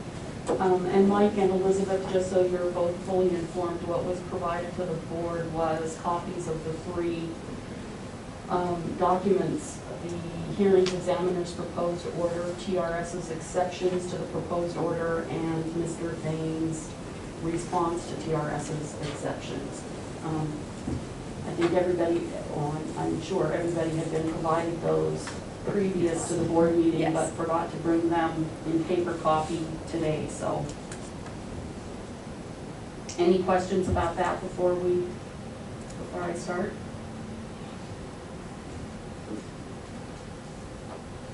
Okay. So, Madam Chair, members of the board, if you're all, I'm sure, recalling essentially the specifics of this matter. Mr. Thane was a TRS member, superintendent for Missoula County Public Schools prior to his retirement with TRS in the first 2 years of his employment in that position.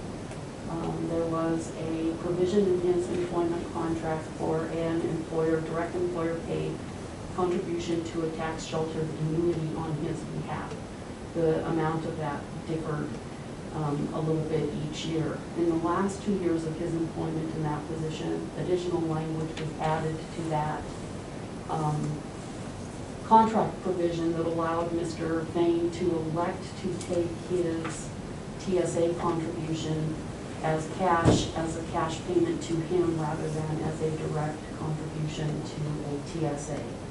TRS has a long-standing practice and statutory definitions that we believe substantiate the practice that cash in lieu of fringe benefits are not reportable as earned compensation under our definition of earned compensation.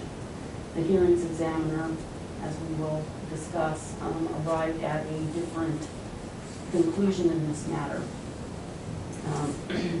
TRS disagrees with the hearings examiner's conclusions. There were no issues of fact to be determined in this matter. I think we all agreed to the underlying facts of the case.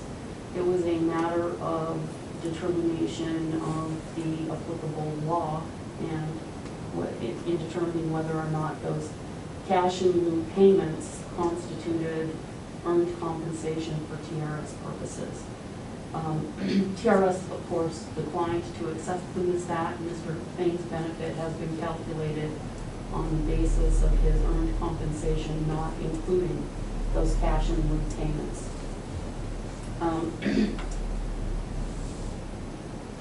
I want to start on page 9 of the proposed order on the motion for summary judgment. I'm sorry. This matter, because there were no issues of fact, merely questions of law to be determined, the decision of the hearings examiner's proposed order was issued on Mr. Fain's motion for summary judgment. A hearing has not been held in this case. So if you look at page 9, the hearings examiner provides a statement of Supreme Court, the Montana Supreme Court's description of how statutes should be construed, including that the ultimate goal is interpreting a statute is to ascertain and give effect to the legislative intent. To do so, we not only look to the text of the statute, but also consider the statute in the context of the greater statutory scheme and construe the statute to advance the purpose of that scheme, giving meaning to all its provisions. When unable to discern the legislature's intent from the statutory text, we may consider the statute's legislative history. Statutory construction is a holistic endeavor and must account for the statute's text, language, subject, and object. Structure and object. As you're all very aware, TRS is a specific entity with specific purposes and objectives, which are to pay the retirement benefits that people are entitled to under the provisions of our law, and to not pay in excess of what they're entitled to under the provisions of our law. Our definition of earned compensation certainly falls within that structure. But as do other purposes of the retirement system. If you would turn to page 5 and 6 of the hearings examiner's proposed order as well. He appropriately indicates on page 5 that the legislature created the teacher's retirement system to provide equitable retirement benefits to members of the teacher's retirement system based on each member's normal service and salary. On page 6, he further correctly cites that because contributions are based on employees' earned compensation over time, while average final compensation is based on the member's highest period of earnings, it is not difficult to see the potential fiscal imbalance faced by the TRS if members can manipulate their average final compensation by inflating their salary for several years, typically at the end of their career. Accordingly, the legislature has declared a state policy of limiting the effect on the retirement system of isolated salary increases received by a member, including but not limited to end-of-career promotions or one-time salary enhancements during the member's last year of employment. So, from that premise, then taking into account those public policy expectations of the retirement system, where in TRS's perspective did the hearings examiner go wrong in determining that cash in lieu of contributions to a TSA are earned compensation? Well, the hearings examiner narrowly defines and construes fringe benefit.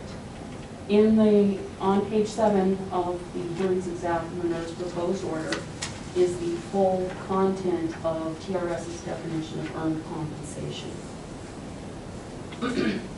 The hearings examiner ends up stating that TRS law defines fringe benefit as direct employer paid or provided benefits or non-cash benefits that are in addition to cash remuneration received by the employee.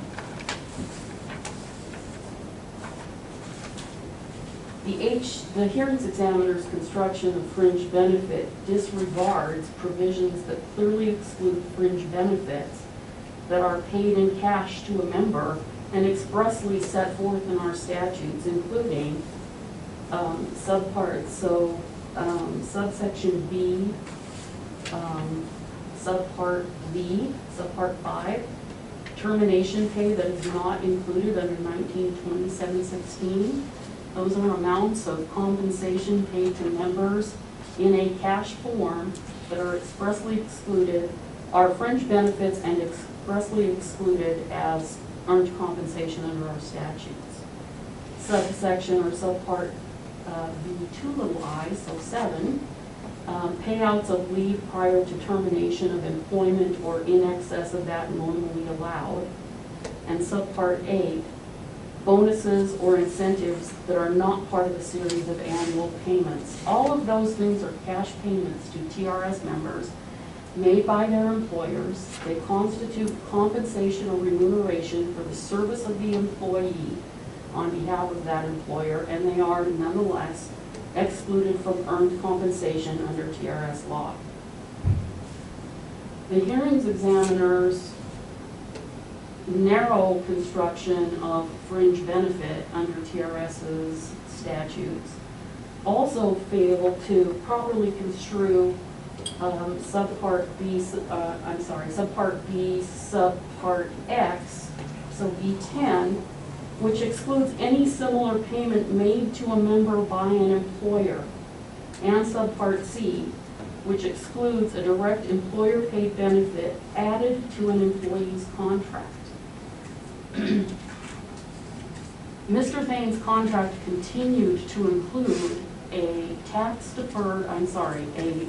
direct employer-paid contribution to a TSA for all 4 years of his employment as superintendent of the school district. That provision was never removed. The cash in lieu continued to be payment to Mr. Thane of an amount that constitutes a fringe benefit and excluded fringe benefit in his contract.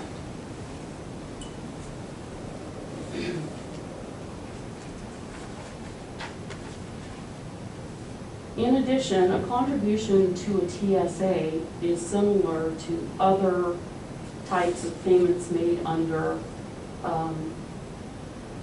excluded as fringe benefits under TRS law.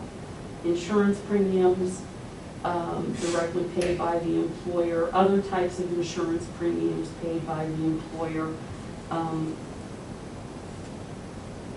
Most of the exceptions to earned compensation under the TRS definition of earned compensation are fringe benefits.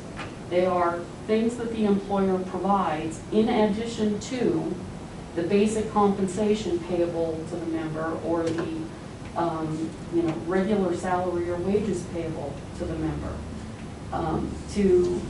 To say that the TSA payment, the opportunity to continue to receive the direct employer payment of the TSA payment is not a fringe benefit, that it ceased to be a fringe benefit when Mr. Thane exercised the option to take it as cash payment in lieu of the fringe benefit, is absolutely contrary to TRS statute.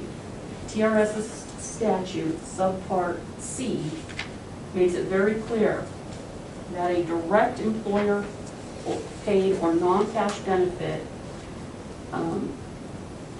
added to an employee's contract is considered a fringe benefit and not earned compensation.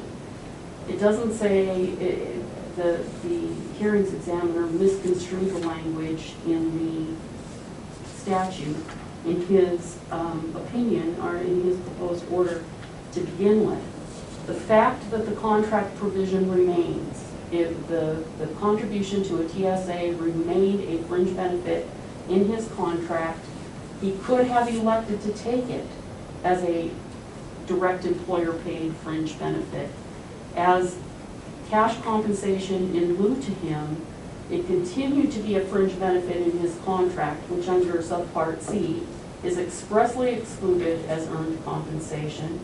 But it's also similar to other kinds of fringe benefits that are excluded from earned compensation that are likewise paid in cash to the member, have no employer control over what the employee can do with that cash, no employer control over whether or not the employee can take that cash payment.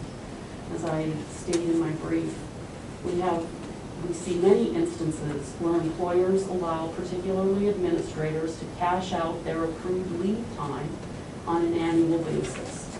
Under TRS law, similar to Mr. Thane electing cash in lieu of a TSA, direct TSA contribution, that's a cash payment to the member that they take at their election or their option that is expressly excluded under our statute.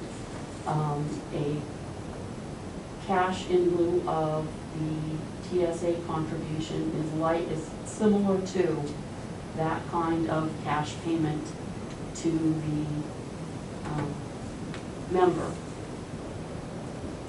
Sort of put in a nutshell, the issue in my mind is that the hearings examiner is not applying the law as reasonable and appropriate for TRS. Or construing the law as reasonable and appropriate for TRS.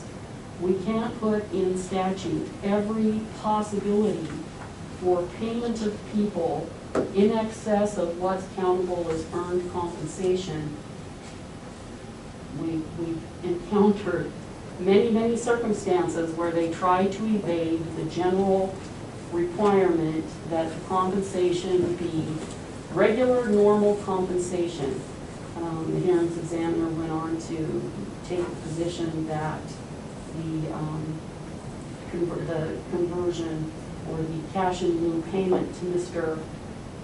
Thane was a regular, not a one-time, irregular payment to him, but an ongoing cash payment to him. It only turned out to be that way in effect. It was because he elected to take it in that form in his last 2 years of employment. He may have elected to continue to take it as cash in lieu of the direct contribution if he remained employed longer than that, but that does not defeat the fact that his contract authorized a direct employer contribution to a TSA and that he also had the option to take it in that form. There is no way that it can be said that the payment to Mr. Thane in his last 2 years of employment, the cash in lieu payment, had was regular compensation, was a regular means of compensating an employee under TRS's definition of earned compensation, or that it did not have that prohibited effect on the retirement system, that of substantially increasing his earned compensation in the last years of his employment, used to determine his average final compensation, and spiking his retirement benefit. The payment is similar to other types of disallowed payments, earned compensation under TRS statute. It has the same prohibited effect And it is also disallowed under TRS law. Unless there are questions, I will leave it there for now. I have one question that I have not seen, and it's just this. Was he paying TRS deductions on that cash in lieu? Or was the district paying any of that? Do you know? It was reported to us as compensation in the years that it was paid to him in lieu of. So employer and employee contributions were paid to TRS on it. When we disallowed it as earned compensation, we refunded those contributions. Okay, I was just And curious. it was just those 2 years that we did. Correct, yeah, the other 2 years, or, yeah, 2 years where you actually did the TSA, it was not recorded in TRS. It was not. Thank you. All right, thank you, Ms. Pizzini.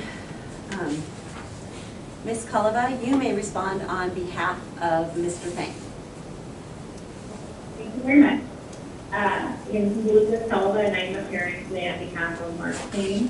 Thank you for scheduling this time for allowing Mark to appear in front of you to discuss what you said for TRS with regard to hearing officer's order regarding Mr. Payne's compensation. For the reasons that we stated in our response to the exceptions to the hearing examiner's order, Mark is respectfully requesting that you would uphold the hearing officer's order and affirm your commitment to providing the equitable retirement benefit to one of your members. I will discuss the arguments made by Ms. Lee, but I want to first give you just a quick recap of, and I think Denise did a great job of telling you where we're at in the history, and I'm assuming that all of you remember this, but obviously Mark retired at the end of the school year 2019, and he provided notice to TRS at that time that he intended to retire. He came to the TRS system for 38 and a half years as a member, and he submitted his application in good faith, assuming that TRS would provide him the employment or retirement benefit that he was entitled to after his life. TRS immediately notified Mr. Payne that based on his long-standing interpretation of Section 1920-101, which is the definition section, that the cash that Mark chose to take in lieu of a payment to a different retirement PSA would not be considered compensation for purposes of calculating his retirement benefit. He immediately requested that the petition be reviewed, as it wasn't consistent with the plain language of the statute. And after coming up to Helena to speak with the board denied Mr. Thane's request to review that statute provided with benefits, and then ended up in this process with our hearing officer. This is correct. I don't think there are any facts that are in dispute. This is strictly a legal issue, and it comes down to whether or not the current definition of earned compensation that's in the statute excludes cash paid in lieu of employees in the form of a contribution to a TSA. In its discussions to the hearing officer's order, TRS admitted that Mark's payments are the expressly enumerated exception, only that it is not excluded on its own, it is similar and should be excluded in that manner. The hearing officer went through, and I'm assuming that everyone has read his order. He thoroughly went through and explained why the torture construction was being used to try and come up with these definitions at this point doesn't meet Montana legal requirements for an agency with regard to how they interpret statutes. The hearing officer determined that there was nothing in the current statute that excludes Mark's cash in lieu of a TSA payment from being counted as his earned compensation. He did not find that it met the definition similar as well. Specifically, when you look at the hearing officer's order, and I'd ask you to pay attention to the length he went to explain why these TRS staff decisions weren't supported in the law. Specifically, when we're talking about the definition of fringe benefits, he was unusually direct, I would say, in the determination that TRS was looking to essentially support what has been, again, referred to today as our long-standing practice, is doing things a certain way. And what Mr. Thing has taken exception to, and the hearing officer correctly noted, is that an agency doesn't get to simply ignore the requirements under Montana law, that it make its rules clear and it go through the process under the Montana Administrative Procedures Act to enact rules if it wants things or statutes interpreted a particular way, or it wants to adopt a rule, and it needs to give notice to its members that rule exists. When you look at, again, with the TRS's statement that it wants to provide equitable benefits to its members, when listening to the explanation of why TRS is coming up with this point, it sounds like TRS is demonstrating that it is attempting to diminish a member's ability to cash the retirement benefit that he has paid into for 38 and a half years due to their own physical concerns. And I understand completely why there are statutes and rules that make members aware of what would not be considered to be earned compensation. But that clearly was not the case for Mr. Smith. The hearing officer also went through and specifically said that essentially the definitions that TRS was attempting to ask the hearing officer to apply in this case were not tenable because they did not meet the plain statutory definitions of how you would determine what was reasonable in these circumstances. For example, when we were talking, the hearing officer asked, and I'll direct you to page 9. Question complaint starts looking at the definition of earned compensation. And then part of the definition of earned benefit. The definition of TRS was asking the hearing officer to adopt, he said, was not reasonable based on the basic understanding of fringe benefit. Looking at the dictionary definitions that TRS was applying compared to the basic definitions that are already in statute for a fringe benefit. And we found the question that TRS was asking him as a hearing officer to adopt simply didn't make sense. In addition, when we get to the definition of similar, then the way the TRS is asking us to construe this doesn't make sense when you look at the statutes as a whole and recognize the TRS has an obligation to go through the process of rulemaking. He found that it didn't make sense to apply the definitions that TRS was asking. Notably, we also went through and looked at the repeal from House Bill 67 and noted that essentially what the notice that the TRS gave the employees didn't make sense when applied to this particular situation. In fact, this particular situation, when you look at it and look at it down clearly, that Mr. Singh has an option in his contract. He could either take cash and have that added to his base salary. He would be taxed on that. He would pay into TRS on that. It would be treated 100% as compensation from the district's perspective. Second, if he chose not to go that route, money would be provided into a TSA system. That TSA clearly falls within the definition of fringe benefit. And even when you listen to this committee voting with all the exceptions, it makes sense. However, the cash that Mr. Singh was given the option of taking when he did take and he paid taxes on and he paid TRS contributions on should be considered earned compensation as well.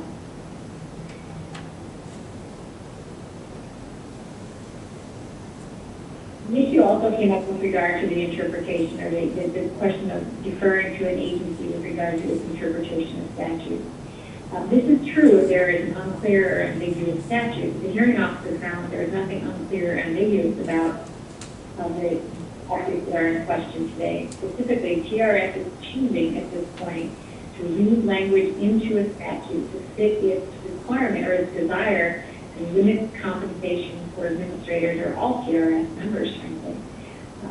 Again, TRS can go through the rulemaking process, or they can actually attempt to have the legislature address this. Which I noted in your August meeting, your executive director provided you with the draft of a bill that would do just that. In fact, TRS is acknowledging that this language is not clear. They're asking for a housekeeping bill for the 2021 legislative session that would add definition to 1920-101. And if you look directly under 12A, and I think you all are probably aware of this being at the meeting, you want to add to the statute the following language.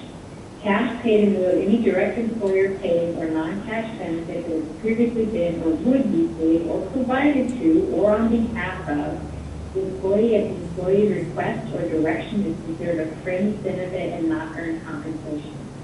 The board has already tacitly acknowledged the fact that the language that you are seeking to impose on Mr. Crane does not exist right now in the current statute. As detailed by Ms. Conini, it is the long-standing practice of TRS to adopt this. And that's not appropriate under the current law, or to give your members the notice they are entitled to under the law, what the definitions are in compensation would be. Turning specifically to the arguments raised by Ms. Conini, I do understand the arguments that she's making. I understand that there is a benefit from the TRS staff perspective to having the board uphold their decisions when they are acting outside of the statutory construction. This may be their longstanding practice, and in fact, you may have denied others compensation based on this longstanding practice. But Mr. Crane's concern is not other members, nor is it to blow up TRS. What he was trying to do specifically was to access the retirement benefits that he was entitled to. Again, I just refer you back to policy statements where the goal of TRS is to provide equitable benefits to its members. Mr. Crane paid into the system for 38 and a half years, and so he is entitled to retirement benefit that reflects that service and is based on his actual earned compensation.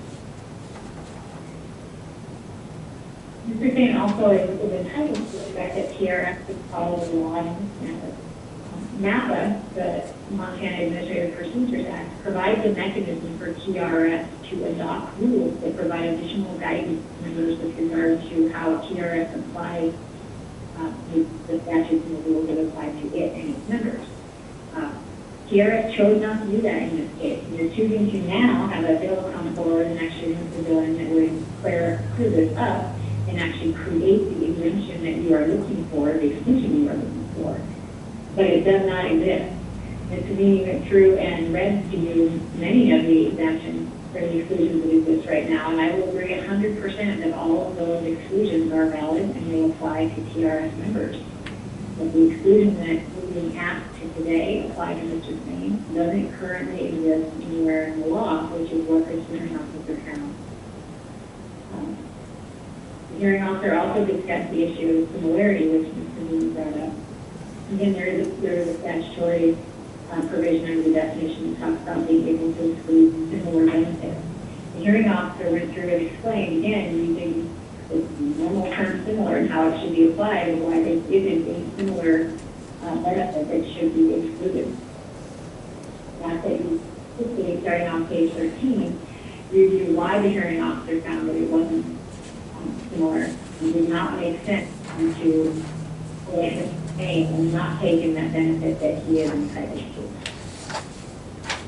Finally, I would ask that you consider this case just from the straight equity. Looking at this matter, Mr. Crane has been now over a year without the retirement benefit that he is entitled to. He's been forced to hire counsel to advocate on his behalf and has attempted to just demonstrate that he followed the rules as they existed.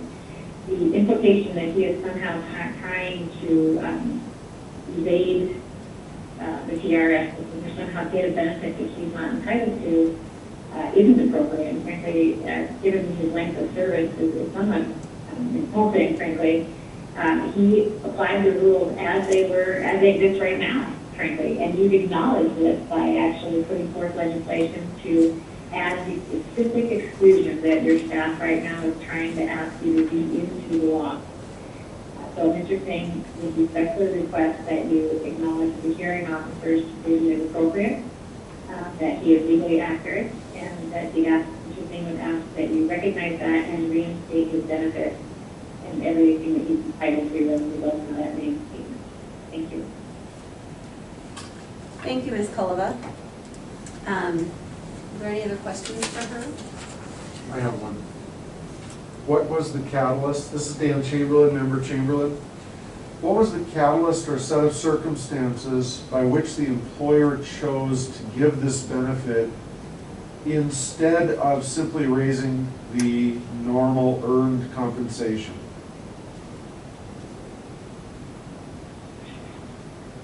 Can you repeat that question? I'm sorry, I had a hard time hearing you.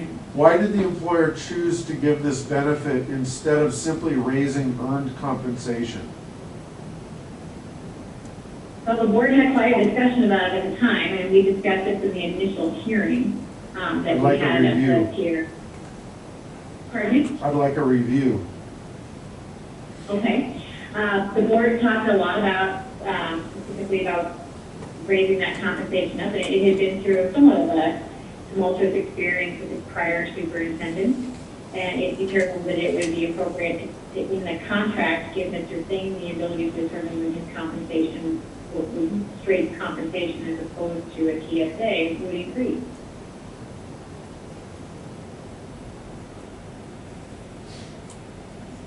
Okay. Any other questions? Thank you, Ms. Culliva. Ms. Pizzini, you may reply on behalf of TRS. I did not just indicate that TRS was applying a long-standing practice. I indicated that TRS is applying a long-standing construction of its statutes. I think Ms. Culliva dramatically overstates the hearings examiner's findings or conclusions of law related to our failure to participate or partake of MAPA in establishing this exclusion. If an agency statutes are clear, there is no reason for administrative rules to be promulgated.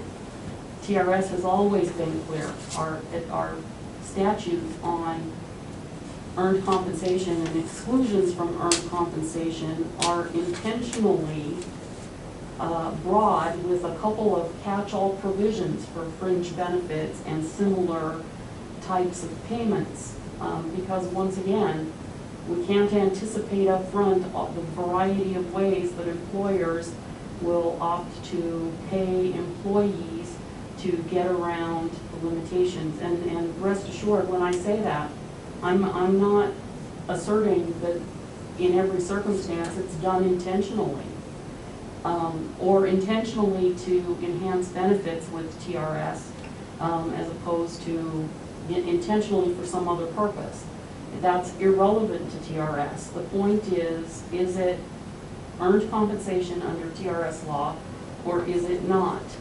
A fringe benefit provision in a contract is expressly not a direct employer paid contribution, is not earned compensation for TRS purposes. A number of other types of cash payments to TRS members are not earned compensation. The cash in lieu of the contract provision for a TSA direct contribution by the employer is a similar payment and expressly excluded under the contract provision of C, and that construction is wholly in line with the statutes and with the purpose and intent of the provision of benefits by the teacher's retirement system, including limited last year's payments and salary spiking, for purposes of enhancing, and what just doesn't matter what the purpose is. We were not required to go through MAPA if our construction was reasonable in light of our statutes. We believe our construction was reasonable in light of our statutes. We are also not admitting that that construction of our statute was not reasonable by proposing legislation to make it absolutely clear in this circumstance that cash in lieu of fringe benefits is excluded from earned compensation under TRS law. We do that frequently when we have an issue that comes up that is very specific, and rather than relying on our more general but applicable prohibitions under our definition, we we add that to the list of things that can be done. That doesn't mean that the law did not prohibit it in the past. It just means that now we're making it very clear. And that we don't have to go through NAPA again to make determinations under our statute that are reasonable under the statutory provisions. We don't have to clarify those. I guess I will leave it there. The full arguments are in our initial exceptions. TRS is convinced that it applied its law appropriately, as it routinely and consistently has, consistent with its definition of earned compensation. The hearings examiner made an error in determining the law applicable to TRS. You can, agree with him or not. You are the ultimate deciders of what TRS law says. Of course, outside of a court that might sit in review of the matter. So,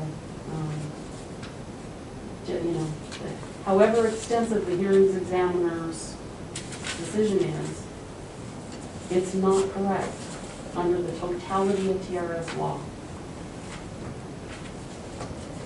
Thank you, Ms. Pizzini and Ms. Culliva. The board is going to take this matter under advisement. I would like to ask Mike Kaufman to kind of inform the parties of the plan going forward. Sure. Denise and Elizabeth, can you hear me? Yes. Okay, great. So the plan as of now is that now that oral argument has concluded, that the board members will individually evaluate and consider all the information in front of them. And then the next scheduled board meeting is December 4th. And the current plan is that at that board meeting, the board will publicly discuss this matter and then vote on its final decision at that December 4th board meeting. Do you have any questions? I do. First of all, so the board will not meet as a group and discuss this at any time that the parties are permitted by law to be at? No, they will. That on December 4th, they will meet as a group and discuss it in front of the parties and the public. Okay. That will be the first time we'll get together and do it. So I guess I'm asking you, is there any time you the board needs to discuss this without Mr. Payne present? No, they will individually consider it, but should they decide to meet as a group prior to or at a different time than that December 4th meeting, you would be notified. But the first time they will meet as a group, or a quorum even, to discuss this will be at that December 4th meeting. Okay, thank you. Any other questions? Okay, well, thank you, both Denise and Elizabeth. I'm sorry, Ms. Callis. No, it was Carrie Piper. I just assumed that the board members can get in contact with you individually if they have any questions, Mike. Correct. Okay, thank you. Okay, that brings another question then. So, but there won't be any communication with Ms. Pizzini about this anymore, correct? No, absolutely not. No movement or communication. Thank you. And we are very clear that we are not in communication with Denise Pizzini about this and any other of our adjudicated proceedings. Thank you. I appreciate that. Okay, thank you. If that's all I had, unless anybody has any more questions. I don't think so. I don't see none. I will end this. Okay, thank you. Thank you. Thank you. All right, so we are just to the place in our meeting where it's adjournment. So we just need a motion for adjournment. So moved. Second. Been moved and seconded. Any other discussion of anything? All those in favor indicate by saying aye. Aye.